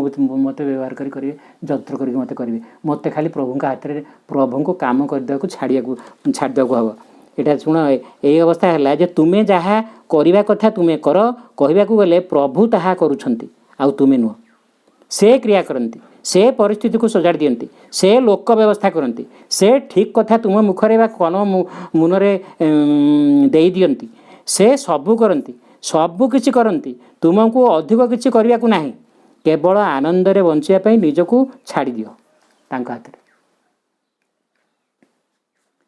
मु अधिक रु अधिक हृदयंगम कर लोक मैंने प्रकृत में यह चाहते ना कहले ये सब इजीएस्ट कथाटा कहले या कहले सब जिन निस्तार पाइबा सब ठीक हो किंतु लोक एटा चाहे सब से निजर प्राधान्य को विस्तार करने चाहे निजर अहम को प्रतिष्ठा करने चाहे तो सब मोर सब मुझे करुच्ची सब मो द्वारा हम अच्छा अच्छा ये पुणी से प्रश्नकर्ता से कहले क्षेत्र प्रस्तुत करवा बड़ मुस्किल ताने जो कहले मो मुहूर्तटा छाड़ी मो सीमितता मो अज्ञानता छाड़ी प्रभु को कम करने देवा प्रभु को सब देखेब प्रभु देख यहाँ सेमती प्रभु देख हाँ प्रभु देख ताने देख माने कौन तुम मैंने प्रभु से टेकअप करेंगे प्रभु से कमटा को हाथ को ने प्रभु से करेंगे कहले मनुष्यटा चाहे ना ताले कौन कथाटा से तो सर्वदा बाट भांगी पशुंट जे प्रश्नकर्ता से कहते ये जो पुराणा चिंता गुड़ाक ये अहम ये जो मो पुराणा अभ्यास गुड़ाक से तो बाट भागिक मो भर पशुंट बाड़ भागिक पशुंट से पुरातन चेतना पुराणा चिंतार आज डट डट डट आ कौन से कहना चाहते से पुराणा कथाटा तो सदाबले मो भितर पशि आसुँच हाँ से माने पुनः पुनः आसती अभ्यास बल रे तुमको केवल कहवाक हम प्रभु तुम्हें देख तुम्हें देख तुम्हें देख यहीपरी अरे आसे पशुंट मुझे से प्रभु कहे आ प्रभु जो चाहिए ताकू हटे देवेनि पूछला गोटे मनकर गोटे हे बाघ आसूची मु बाघ को देखी डरली ए बाघ मत खाई अच्छा जब मो पाखे प्रभु अच्छा मुझे प्रभु देख भगवान चाहिए ताकू अटके देवे भगवान चाहिए जहाँ करें करेंगे देख पुणी कौन कहते हाँ से माने पुनः पुनः आसती अभ्यास बल तुमको केवल कहवाक हम प्रभु तुम्हें देख तुम्हें देख तुम्हें देख एपरी बास से तुम रोलटा केवल एति करके केते योजना करथिला माने हिरण्य शिपु मारिए बोली प्रहलाद को अरे से विष्णु चेतन था सदाबले विष्णु को एमती प्रभु देख सब विष्णु को जनाऊला बोले सब दायित्व विष्णु देते ना से जिते उपाय कला कौ उपाय से प्रहलाद को मारी पार लगी आ सब तो प्रभु सब जगह तो प्रभु अच्छा सब जगह तो प्रभु ताको रक्षा कले कौन अच्छा मु गोटे उदाहरण देली बस से प्रभु तुम्हें देख तुम्हें यहाँ देख तुम्हें ताहा देख तुम्हें ये निर्बोध को देख अरे मुझे निर्बोध लोकटा पुणी ये भूल से सामान कथाटा को पुणी मो मुंडे पूरे करुच्ची तुम्हें निर्बोध को देख ताने मो मत देख निर्बोध को देख तत्क्षणात ता उहान हो तुम्हें यहाँ प्रकृत में सिनसियरली कर निष्ठापर कह से समस्या तत्क्षणात चल जी तुमको डराऊँ जी जो पुराणा जिनस गुड़ाक मो भर को पशि आस जो भय है प्रभु बर्तमान देख कोरोना सब आड़े मारी आसानी अमुक है समुक है संक्रमण है केत मुहूर्त अरे से प्रभु देखा देख प्रभु देख देख देख देख बर्तमान गोटे गोटे ये समस्या माने वर्तमान परिस्थिति तो यहाँ भारी प्रयोज्य मुझे सब पारि कि मो द्वारा बर्तमान सब मुझे नियंत्रण करें कि तो मो नियंत्रण बाहर से कथा से कहते माँ प्रभु तुम्हें देख तुम्हें यहाँ देख तुम्हें ताहा देख तुम्हें यही निर्बोध को देख तत्क्षणात आह्वान होती आम करवा मोर शिशु यह एका बेलके बदल जीव बिना किसी परिश्रम निष्ठापर होगाक हम किंतु यही कथाटा तुम आमता निष्ठापर भाव में प्रभु को डाक पड़ो निष्ठापर भाव में कहवाक गले सब ठीक हो यह यथार्थ चाहिए सब ठीक हो तुम्हें पूर्ण सचेतन तुम्हें ए विषय किसी कर से तुमर कौन जे तुमर कौन से सामर्थ्य ना आम बर्तमान कर्मण्य को आम निज शक्ति बल आम अटके पारिया तुमर कौन से सामर्थ्य ना मु अधिक अधिक देखुची ये कोशराजीर समष्टि बहुल जड़ शरीर केते दैन्य यह दयनीय मु जानी केउ अवस्था लोक मैंने निजक एत शक्तिशाली अद्भुत कर्मा ज्योतिर्मय समर्थ मन करी कारण से प्रकृत में जानी ना तो साधारण मनुष्यटा पानी पटका भाई जीवन ଏତେ ମାରୁଛୁ କ'ଣ ମାନେ ଏତେ ଦମ୍ ଦେଖାଉଛୁ? ତୁମେ କିଛି ନୁହଁ, କିଛି ବି କରିପାରିବନି। ଲୋକମାନେ କାହିଁକି ଏଇଟା କହିଥାନ୍ତି ନା ସେମାନେ ପ୍ରକୃତରେ ଜାଣିନାହାନ୍ତି କିପରି ସେମାନେ ତିଆରି ହୋଇଛନ୍ତି। ଆରେ ତୁ ତୋ ଦେହଟା କେମିତି ତିଆରି ହେଇଛି ଜାଣିନୁ, ଆଉ ଏତେ ଫୁଟାଣି ଦେଖୁଛୁ କ'ଣ ପାଇଁ? ତୁମେ ଯେତେବେଳେ ଦେଖିବ ଯେ ତୁମେ କିଭଳି ତିଆରି ହୋଇଛ, ଏହା ପ୍ରକୃତରେ କିଛି ନୁହେଁ, କିଛି ନୁହେଁ, କିନ୍ତୁ ଏହା ସବୁ କିଛି କରିବାକୁ ସମର୍ଥ। ଦେଖ ମା' କ'ଣ କହୁଛନ୍ତି, ଏହା କିଛି ନୁହେଁ କିନ୍ତୁ ଏହା ସବୁ କଥା କରିବାକୁ ସମର୍ଥ। କେମିତି? ଯଦି ତୁମେ ପ୍ରଭୁଙ୍କୁ କାର୍ଯ୍ୟ କରିବାକୁ ଦେଲ, ଯଦି ତୁମେ ପ୍ରଭୁଙ୍କୁ କାର୍ଯ୍ୟ କରିବାକୁ ଦେଲ, ସିଏ ଏଇ କୁଟାଟାକୁ ମଧ୍ୟ ବ୍ରହ୍ମାସ୍ତ୍ର କରିଦେବେ ବା ଏଇଟାକୁ ସବୁ ସୁବର୍ଣ୍ଣମୟ କରିଦେବେ, ସବୁ ଅସମ୍ଭବଟାକୁ ସମ୍ଭବ କରିଦେବେ। କାହିଁକି? ଭଗବାନ ହେଲେ ସବୁ ପ୍ରକାର ସମ୍ଭାବନା। ତୃଣଟାକୁ ମଧ୍ୟ ସେ ବ୍ରହ୍ମ କରିଦେବେ, ବ୍ରହ୍ମମୟ କରିଦେବେ। ମାନେ ମା' କହିଲେ ଗୋଟେ ଦୃଷ୍ଟିରୁ ତୁମେ କିଛି ନୁହଁ, ଗୋଟେ ଦୃଷ୍ଟିରୁ ମଧ୍ୟ ତୁମେ ସବୁ କିଛି କରିବାକୁ ସମର୍ଥ ଯଦି ତୁମେ ପ୍ରଭୁଙ୍କୁ କାର୍ଯ୍ୟ କରିବାକୁ ଦେଲ। କିନ୍ତୁ ଏପରି କିଛି ଅଛି ଯିଏ ଚାହେଁ ନିଜେ ସବୁ କରିବ, ସେଇଠି ରହିଛି ଅସୁବିଧା, ନହେଲେ ସବୁ ବଦଳି ଯାଆନ୍ତା। ବୁଝିହେଲା ନା? ତୁମର ଅତି ସୁନ୍ଦର ଶୁଭେଚ୍ଛା ଥାଇପାରେ। ମା' ବି କହିଛନ୍ତି ବେଳେବେଳେ ଲୋକ ମଧ୍ୟ ଆମେ ଦେଖୁଛେ, ଆରେ ସେ ଲୋକ ଭାରି ଭଦ୍ର ଲୋକ, ଭାରି ଉଚ୍ଚକୋଟୀର ଲୋକ, ବହୁତ ଉଚ୍ଚତର ଚେତନାର ଲୋକ, ବହୁତ ପଢ଼ାଶୁଣା ଲୋକ, ବହୁତ ଇଏ ଲୋକ। ଏଇଟା ବାହାର ପୋଷାକ ତାର। ମା' ଏଠି ଗୋଟେ ଉଦାହରଣ ଦେଉଛନ୍ତି। ନା, ତୁମର ଅତି ସୁନ୍ଦର ଶୁଭେଚ୍ଛା ଥାଇପାରେ ଏବଂ ତାପରେ ତୁମେ ଏହା କରିବାକୁ ଚାହଁ, ତାହା ହିଁ ସବୁକିଛି ଜଟିଳ କରି ପକାଏ। ମୁଁ ସବୁ କରିଦେବି, ମୁଁ ସବୁ କରୁଛି, ସବୁ ଜିନିଷ ପୁଣି ବିଗିଡ଼ିଗଲା, ଜଟିଳ ହୋଇଗଲା। କିମ୍ବା ତୁମର ହୁଏତ ବିଶ୍ୱାସ ନାହିଁ। ଏଇଟା ଆଉ ଗୋଟେ କଥା କହୁଛନ୍ତି, ଆମେ କାହିଁକି ଭଗବାନ ଉପରେ ସବୁ ଛାଡ଼ୁନା? ଶୁଣ ଗୋଟେ କଥାଟା, କିମ୍ବା ତୁମର ହୁଏତ ବିଶ୍ୱାସ ନାହିଁ। ଆରେ ଭଗବାନ କ'ଣ ସତରେ ଅଛନ୍ତି? ଭଗବାନ ସତରେ କରିଦେବେ, ଆଉ ମୁଁ ନ କଲେ ହେବ? ତୁମର ବିଶ୍ୱାସ ନାହିଁ, ତୁମେ ଭାବୁଥା ଭଗବାନ ଏହା କରିପାରିବେ ନାହିଁ। ତେଣୁ ତୁମକୁ ନିଜେ କରିବାକୁ ହେବ, କାରଣ ସେ କିଛି ଜାଣନ୍ତି ନାହିଁ। ମଣିଷ କାହିଁକି କୁହେ ଯେ ଭଗବାନ କିଛି ଜାଣନ୍ତି ନାହିଁ? କହିଲେ ଭଗବାନ ତ ସତ୍ୟ ଲୋକରେ ରହିଲେ। ଆମେ ଏଠି ଗଞ୍ଜେଇ ଖାଉଛୁ କି, ଆମେ ଏଠି ଚୋରି କରୁଛୁ କି, ଆମେ ଏଠି ଜାଲିଆତି କରୁଛୁ କି କ'ଣ କରୁଛୁ, ସେଇଟା କ'ଣ ଭଗବାନ ଜାଣୁଛନ୍ତି? ଆଚ୍ଛା, ସିଏ ତ ସତ୍ୟ ଲୋକରେ, ସେ ସତ୍ୟ ଚେତନାରେ ଅଛନ୍ତି, ସେ ସେଠି ବୋଳ, ସିଏ କ'ଣ ଆମର ଏଠିକାର ସବୁ ଫାଜିଲାମି ସବୁ ଜାଣୁଛନ୍ତି? ମଣିଷ ଏମିତି ଭାବେ, ଏମିତି ସବୁ ଯୁକ୍ତି କରେ, ଏମିତି ସବୁ ମାନେ ମୂର୍ଖ ଯୁକ୍ତି ସବୁ କରେ। କାରଣ ସେ କିଛି ଜାଣନ୍ତି ନାହିଁ। ମଣିଷ ଭାବେ, ମଣିଷ ଏମିତି କୁହେ ଭଗବାନଙ୍କୁ। ମା' ହସିଲେ, ଏହି ପ୍ରକାର ନିର୍ବୋଧତା ଅତି ସାଧାରଣ। ସେ କିପରି ସବୁ ଦେଖୁଛନ୍ତି? ଆମେ ମିଥ୍ୟାର ଜଗତରେ ତ ବାସ କରୁଛୁ, ସେ କିପରି ମିଥ୍ୟା ଦେଖିପାରିବେ ଓ ଦେଖୁଛନ୍ତି? ଆଉ ମଣିଷ ଏମିତି ଭାବେ, ଆରେ ମୁଁ କ'ଣ କଲି ନ କଲି ସେଇଟା ଭଗବାନ ସବୁ ଦେଖୁଛନ୍ତି, ସବୁ ଜାଣୁଛନ୍ତି। ସେ ଭାବେ ଭଗବାନ କିଛି ଜାଣୁନାହାନ୍ତି। ଏଗୁଡ଼ା କେମିତି ଭଗବାନ ଦେଖିବେ? ସେ ତ ସ୍ୱର୍ଗରେ ଅଛନ୍ତି, ସତ୍ୟଚେତନାରେ ଅଛନ୍ତି। ମୁଁ କ'ଣ ଭୁଲ କଲି, ମୁଁ କ'ଣ ଭୁଲ କଥା କହିଲି, ମୁଁ କେଉଁଠି କାହାକୁ ଠକିଲି, ମୁଁ କେଉଁଠି କ'ଣ ଲାଞ୍ଚ ମିଛ ନେଲି ବା ମୁଁ କେଉଁଠି କ'ଣ କଲି, ଏଇଟା କ'ଣ ଭଗବାନ ସବୁ ଜାଣୁଛନ୍ତି? ମା' କହୁଛନ୍ତି କିନ୍ତୁ ସେ ଠିକ୍ ଦେଖନ୍ତି, ସଠିକ୍ ସେ ସବୁ ଦେଖୁଛନ୍ତି। ତୁମର ସବୁ କଥା ସେ ଜାଣନ୍ତି। ତାପରେ ସେ ପ୍ରଶ୍ନ କଥା କହିଲେ, ଆଉ କିଛି ଅଛି? ମୁଁ ବେଳେବେଳେ ଚକିତ ହୁଏ। ଜଣେ ଯେତେବେଳେ ଭଗବାନଙ୍କୁ ପ୍ରାର୍ଥନା କରେ, ଜଣେ ଯେତେବେଳେ ତାଙ୍କୁ ଜଣାଇବାକୁ ଚାହେଁ ଯେ କିଛି ବିଗିଡ଼ି ଯାଇଛି, ଓହୋ ଅନ୍ୟ ସମୟରେ ଭଗବାନଙ୍କୁ ସେ ଭୁଲିଯିବ, ଅନ୍ୟ ସମୟରେ ଚିତା କାଟିଦେବ। କିନ୍ତୁ ଯେତେବେଳେ ସେ ଅସୁବିଧାରେ ପଡ଼ିବ, ସେତେବେଳେ ତ ଭଗବାନଙ୍କୁ ଡାକୁଛୁ ନା। ଆଚ୍ଛା, ଯେତେବେଳେ ମଣିଷ ଗୋଟେ ଅସୁବିଧାରେ ପଡ଼ିଲା ଯେ ତାର କିଛି ଗୋଟେ ବିଗିଡ଼ି ଯାଇଛି, କ'ଣ ଗୋଟେ ଅସୁବିଧା ହେଇଛି, ମୋର ସର୍ବଦା ହିଁ ଧାରଣା ରହିଛି ଜଣଙ୍କୁ ବହୁତ ଜୋର ଦେଇ ଏକାଗ୍ର ହେବାକୁ ହେବ। ମନେକର ମୁଁ ବୁଝିଗଲିଣି କଥାଟା, ମନେକର ମୋର ଗୋଟେ ଅସୁବିଧା, ଖୁବ୍ ଗୁରୁତର ସମସ୍ୟାରେ ମୁଁ ପଡ଼ିଯାଇଛି।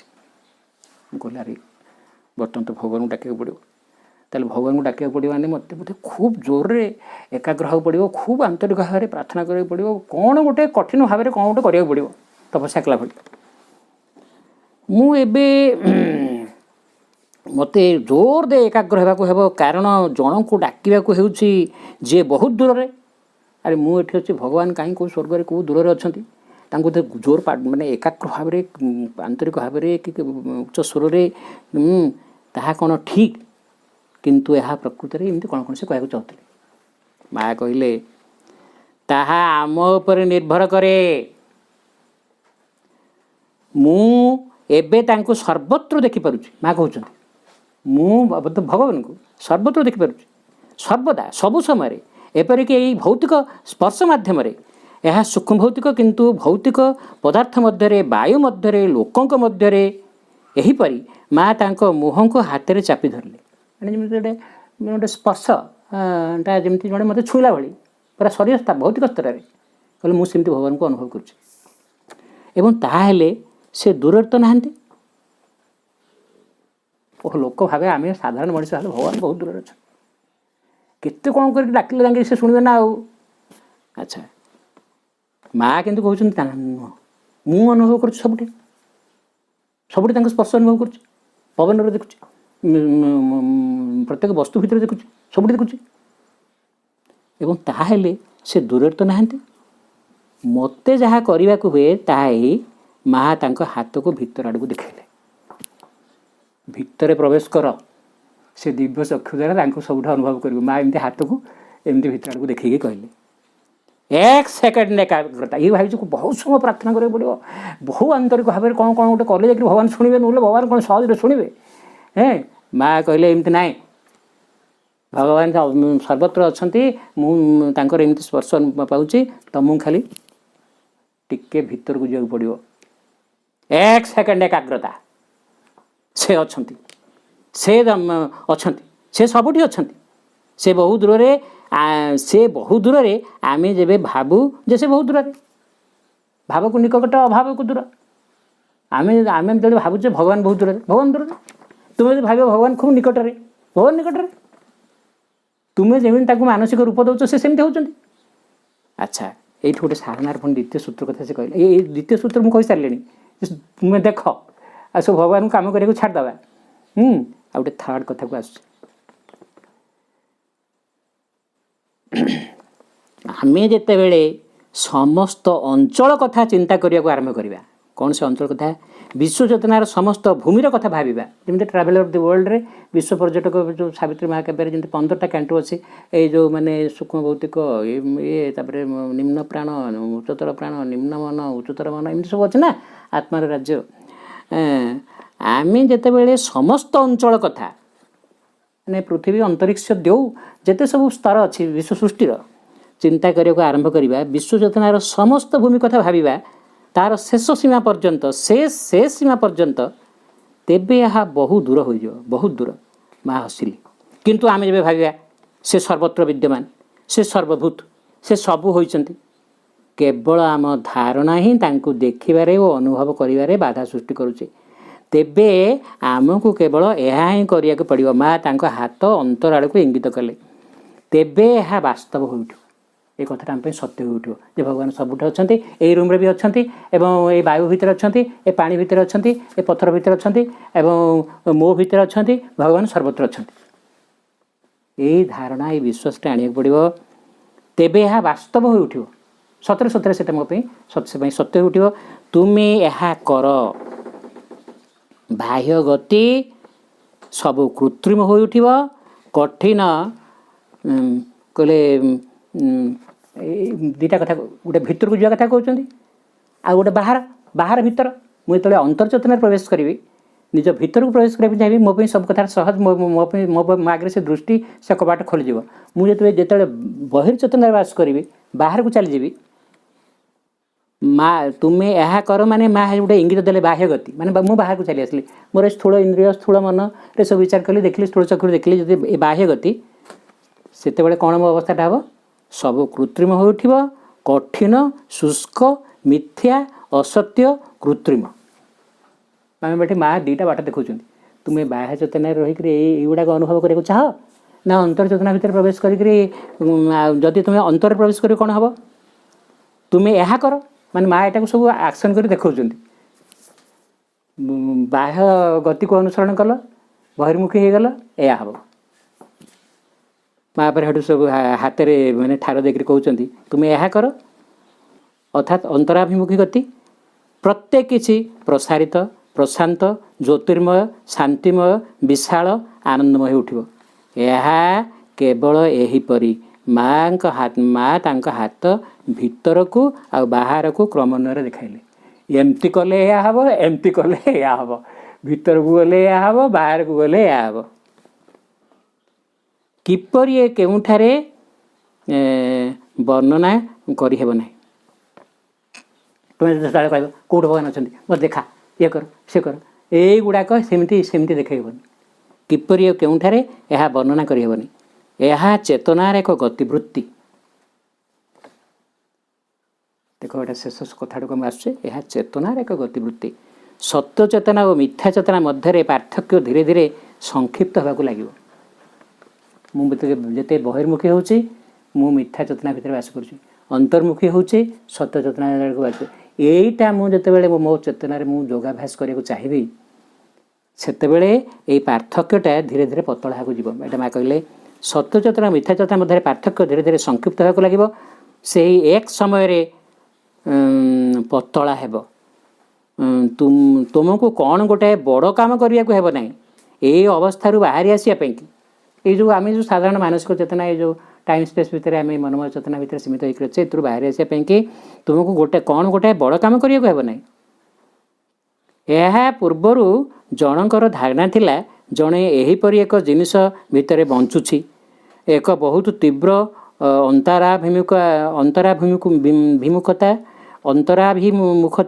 ଏକାଗ୍ରତା, ବିଲୀନତା ଆବଶ୍ୟକ।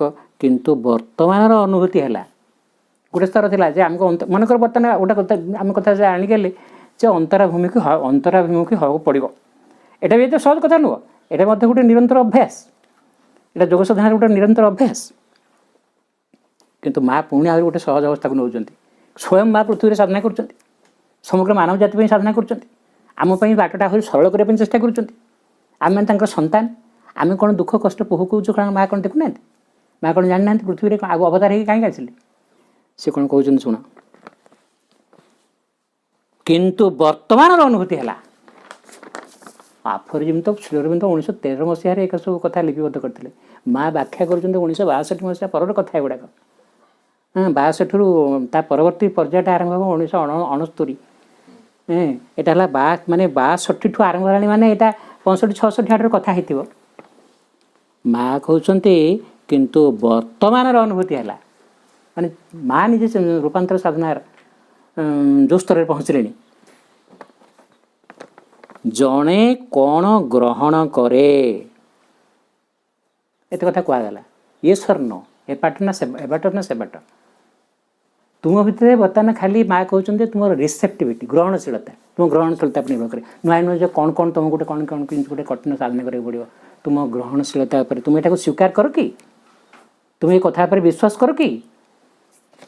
ମାନେ କଥାଟାକୁ କେତେ ସିମ୍ପ୍ଲିଫାଇ କରୁଛନ୍ତି ବର୍ତ୍ତମାନ।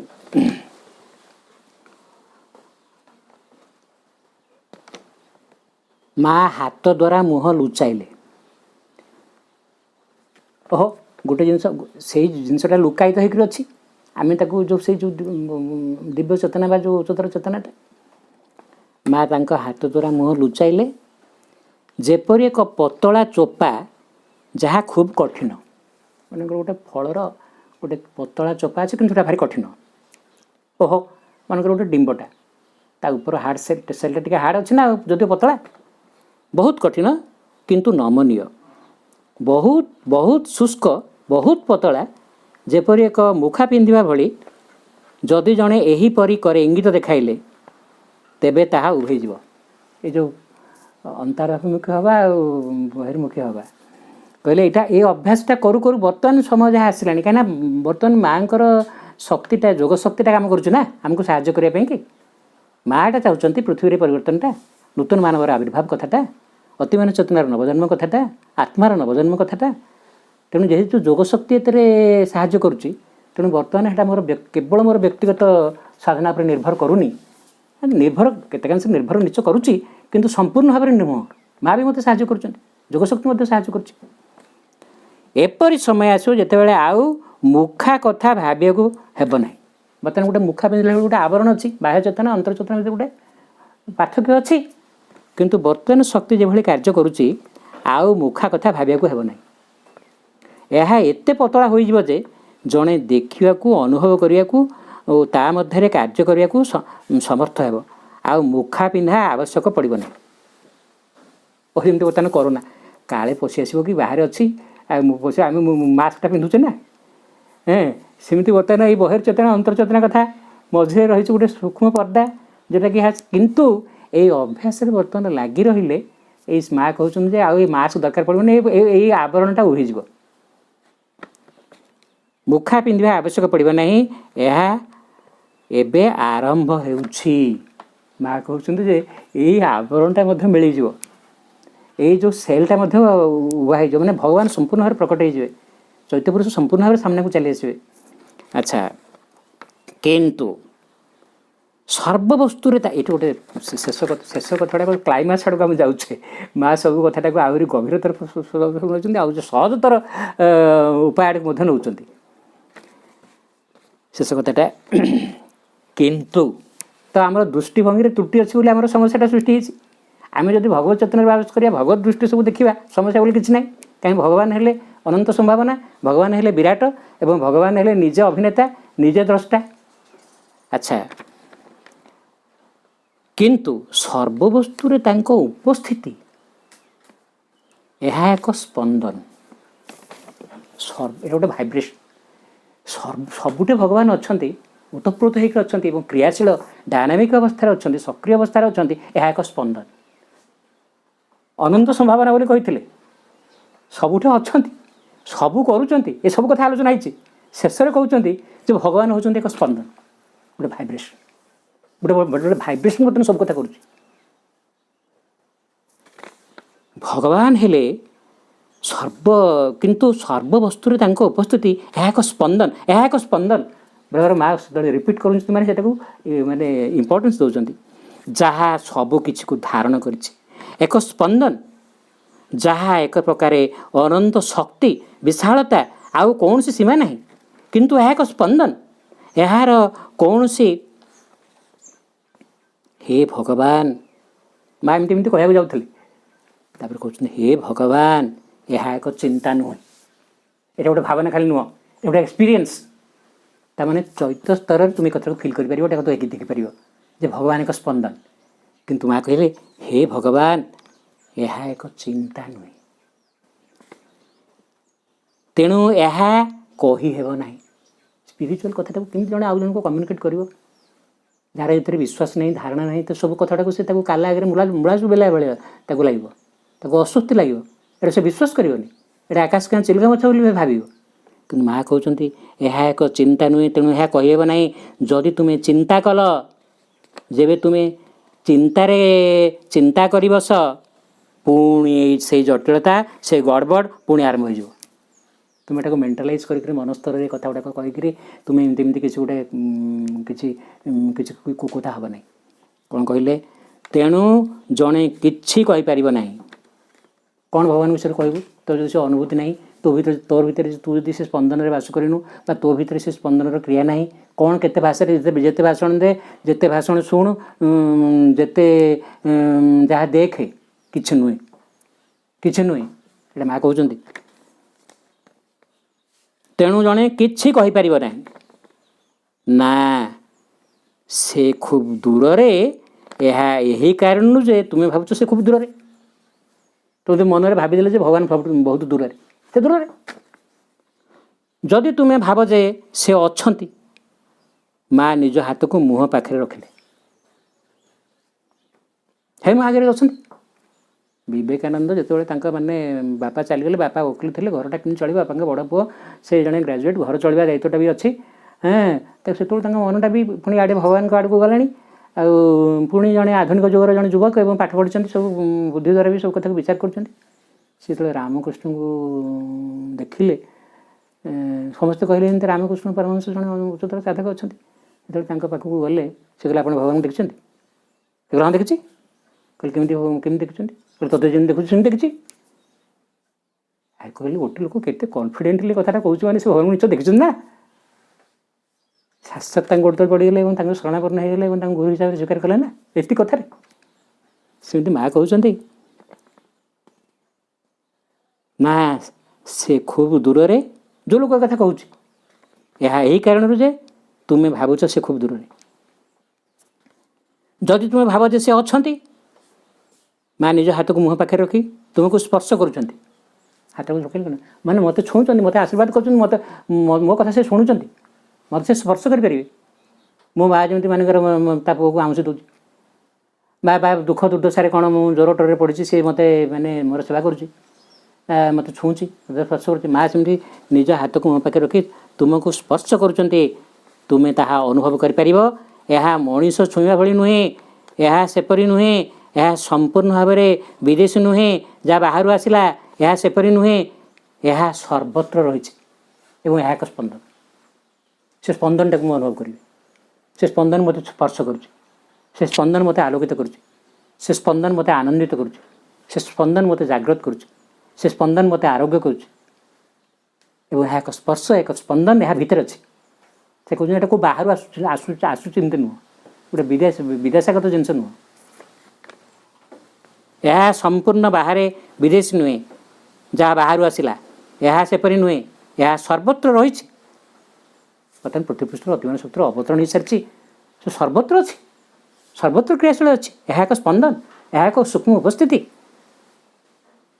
ତେବେ ତୁମେ ଅନୁଭବ କର ସବୁଠି ସବୁଠି ସବୁଠି ଭିତରେ ବାହାରେ ସର୍ବତ୍ର ସର୍ବତ୍ର। କି ଲାଙ୍ଗୁଏଜ! ସେ ହିଁ, ଆଉ କିଛି ନାହିଁ, ଖାଲି ସିଏ ଅଛନ୍ତି, ଆଉ କିଛି ନାହିଁ। କିନ୍ତୁ ସେ ହିଁ, ସେ ତାଙ୍କ ସ୍ପନ୍ଦନ ଏତିକି ଅଛି। ସେ ହିଁ ତାଙ୍କ ସ୍ପନ୍ଦନ, ଆଉ ମୋ ପାଇଁ ଆଉ କିଛି ନାହିଁ। ଏଇଟା ହେଉଛି ଅତିମାନସ ଚେତନା ଏବଂ ଏଇଟା ହେଉଛି ସେ ନୂତନ ଚେତନା ଏବଂ ଏଇଟା ଯେଉଁଟା ହେଉଛି ଭାଗବତ ଚେତନା। ନା, ଏତିକି କଥା କହିଲା ପରେ ମା' କହୁଛନ୍ତି ନା, ତୁମେ ତାକୁ ବନ୍ଦ କର। ବ୍ରାକେଟ ଭିତରେ ଅଛି ମୁଣ୍ଡ। ତୋ ମୁଣ୍ଡରେ ସବୁ ଗଣ୍ଡଗୋଳ ଅଛି, ସବୁ ରୋଗ ବାଘ ସବୁ ସମସ୍ୟା ମୁଣ୍ଡରେ ଅଛି, ମସ୍ତିଷ୍କ ଭିତରେ ଅଛି। ସେଟାକୁ ବନ୍ଦ କର, ସେ କାରଖାନାଟାକୁ ବନ୍ଦ କର, ସୁଇଚ୍ ଅଫ୍। ମା' କହିଲେ ଏଇଟା ଶେଷ କଥା, ସବୁ କଥା କହିଗଲେ ଭଗବାନ କେମିତି ଏକ ସ୍ପନ୍ଦନ ଏବଂ ସେ ସବୁ ସର୍ବତ୍ର ଅଛନ୍ତି। ନା, ତୁମେ ତାକୁ ବନ୍ଦ କର, ମାନେ ବ୍ରାକେଟ ଭିତରେ ଅଛି ତାକୁ, ମାନେ ଏହି ମୁଣ୍ଡକୁ ତାକୁ ବନ୍ଦ କର। ତାକୁ ବନ୍ଦ ନ କରାଯାଏ ଯଥାର୍ଥ ସତ୍ୟ ବସ୍ତୁକୁ ତୁମେ ଦେଖିପାରିବ ନାହିଁ। এটা ଗୋଟେ ମେଣ୍ଟାଲ ଭିଜନ ନୁହଁ, এটা ଗୋଟେ ସାଇକିକ ଭିଜନ, ସାଇକିକ ଏକ୍ସପିରିଏନ୍ସ, এটা ଗୋଟେ সোল ଏକ୍ସପିରିଏନ୍ସ। ତେଣୁ ତାକୁ ବନ୍ଦ କର। ତାକୁ ବନ୍ଦ ନ କରାଯାଏ ଯଥାର୍ଥ ସତ୍ୟ ବସ୍ତୁକୁ ତୁମେ ଦେଖିପାରିବ ନାହିଁ। ତୁମେ ତୁଳନାତ୍ମକ କଥାକୁ ଖୋଜୁଥାଅ, ତୁମେ କୁହ ଏହା ଏଭଳି, ଏହା ସେଭଳି। ହଁ, ଆମେ ଗୋଟେ କଥାରେ କହିଦେଉଛୁ ନା, ମଣିଷଟା ଏମିତିକା, ଏମିତି ସେମିତିକା, ଭଗବାନ ଆନନ୍ଦମୟ, ଚୈତନ୍ୟମୟ, ସତ୍ୟମୟ, ଏମିତି ସେମିତି ସେମିତି। ଗୋଟେ ତୁଳନା ଆମେ ଦେଖିକି କଥାରେ କହିଦେଲୁ। କଥାରେ ଭଣିତ କରିବା ଜିନିଷଟା ନୁହଁ। ମା' କହୁଛନ୍ତି ପୁଣି ନିରବତା। এটা ପୁଣି ଗୋଟେ କ୍ଲାଇମାକ୍ସ ତରକୁ ମୁଣ୍ଡ, ତୁମ ଚିନ୍ତା କରିବାଟାକୁ ବନ୍ଦ କର। ତୁମ ବୁଦ୍ଧିଗତ କ୍ରିୟା, ଚିନ୍ତା କରିବା, ଏଇ ଯେଉଁ ସବୁ ଏଇଟା ପୁରାତନ ହୋଇଗଲା। ବର୍ତ୍ତମାନ ସତ୍ୟ ଆଗକୁ ଯାଉଛି, ସତ୍ୟ ପ୍ରଗତିଶୀଳ ଏବଂ ସତ୍ୟ ଇଜ୍ ନେଭର ଆଟ୍ ରେଷ୍ଟ, ସେ ସ୍ଥିର ନୁହେଁ। ବର୍ତ୍ତମାନ ଆମେ ଅତିମାନସ ଆଡ଼କୁ ଯିବାକୁ ହେବ, ଆତ୍ମା ଆଡ଼କୁ ଯିବାକୁ ହେବ। ତେଣୁ ଏଇଟାକୁ ବନ୍ଦ କର। ତୁମେ ତୁଳନାତ୍ମକ କଥାକୁ ଦେଖାଉଥାଅ, ତୁମେ କୁହ ଏହା ଏଭଳି, ଏହା ସେଭଳି। ଓହୋ କହିକି ଆଶ୍ଚର୍ଯ୍ୟ ହେଉଛନ୍ତି। ତାପରେ ନିରବତା। କେତେ ବାର ଏଇ ଅନୁଭବ, କୌଣସି ରୂପ ନାହିଁ, ରୂପ ଅଛି। ରୂପ ନାହିଁ, ଏହାକୁ ଶବ୍ଦରେ ପ୍ରକାଶ କରିହେବ ନାହିଁ। କହିଲେ ଏ ଯେଉଁ ଭଗବାନଙ୍କୁ ସେ ସର୍ବତ୍ର ଦେଖୁଛନ୍ତି, ତାଙ୍କର ରୂପ ଅଛି, ତାଙ୍କର ରୂପ ନାହିଁ। ଆମ ମାନସ ଧାରାରେ ଯେମିତି ବିଚାର କରୁଛୁ ସେମିତି ନୁହଁ। କେତେ ବାର ଏଇ ଅନୁଭବ, କୌଣସି ରୂପ ନାହିଁ, ରୂପ ଅଛି। ରୂପ ନାହିଁ, ଏହାକୁ ଶବ୍ଦରେ ପ୍ରକାଶ କରିହେବ ନାହିଁ। ଦୃଷ୍ଟି ସମ୍ପର୍କରେ ଧାରଣା ହେଉଛି, ଓହୋ ଜଣେ ତ କିଏ ଦେଖୁଛି ନା, କୌଣସି ଆଖି ନାହିଁ କିନ୍ତୁ ଦୃଷ୍ଟି ଅଛି। ଅର୍ଥାତ୍ ଏଇ ଯେଉଁ ସର୍ବତ୍ର ଯେଉଁ ସ୍ପନ୍ଦନ କଥା କହିଲେ, ଯେଉଁ ଉପସ୍ଥିତି କଥା କହିଲେ, ତାର ଏମିତି ମଣିଷ ଆଖି ଭଳି ଗୋଟେ ଆଖି ଗୋଟେ କ'ଣ ସେଠି କ'ଣ ଅଛି କି, ଖଞ୍ଜା ହେଇଛି? ଆଖି ନାହିଁ କିନ୍ତୁ ସେ ଦେଖୁଛି। ମାନେ ସେ ଯେଉଁ ଚେତନାର, ତା ଅର୍ଥାତ୍ ତାର ଚକ୍ଷୁ ସର୍ବତ୍ର। ଏବଂ ଯେମିତି ସହସ୍ର ଚକ୍ଷୁ ବୋଲି କୁହାଯାଏ ଇନ୍ଦ୍ର, ତାର କୌଣସି ଆଖି ନାହିଁ କିନ୍ତୁ ଦୃଷ୍ଟି ଅଛି। ଏକ ଦୃଷ୍ଟି ଓ ସ୍ମିତ ହାସ୍ୟ, ସେ ପୁଣି ହସୁଛନ୍ତି, କିନ୍ତୁ ପାଟି ନାହିଁ। तो ताहा तो एक स्पंदन एक चेतना एक विशालता पार्टी ना हसुँच सब मुहूर्त से मुरुक मुरुक हसुँच कौन सी मुख नहीं तथापि मुरुकी हस अच्छी चाहाणी नहीं चाहाणी अच्छी माँ हसिले किंतु से हसंती जड़े हसे जड़े खुशी जड़े पारिबने जड़े कहीपरने जड़े ताहा कहले भी किछि नुहे ये जो कथाटा एक्सपीरियंसटा माँ वर्णना कले एटा को कथार जड़े कहीपर गोटे एक्सपीरियंस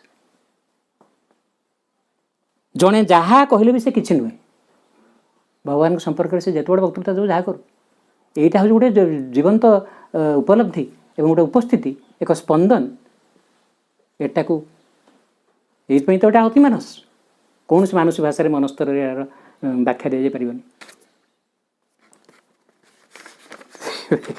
आज यहाँ मुख्यतः आमर ये आफरिज अति चमत्कार अति गभीर गोटे प्लेन रू आ गोटे प्लेन को नहीं जाऊँ पुणी नीरवता नीरवता एवं शेष में जो माँ जो कथा कहले ना यहाँ गोटे उल्लेख अच्छी माने रामचरित मानस कटुटे पढ़ी दूसरे शेष कथा जो रिपीट कर ये आफरिजमटा आउे पाठ करी बिनु पद चले सुने बिनु काना यहाँ जो कथा माँ भी कहले यहाँ भी रामचरित मानस अच्छी जे बिना पादरे से चलती बिना कान भी से शुणती भगवान जे सच्चिदानंद एक चेतना एक स्पंदन करे बिनु करमा करे विधि नाना कर बिनु करम कर माने हस्त हाथ न था कि सब काम से करती करे विधि नाना विभिन्न प्रकार कर्म आनन रहित सकल रस भोगी आनन हूँ मुख रावण दशानन मुह नाई किंतु सब रस को से भोग कर बिनु बाणी बकता बड़ जोगी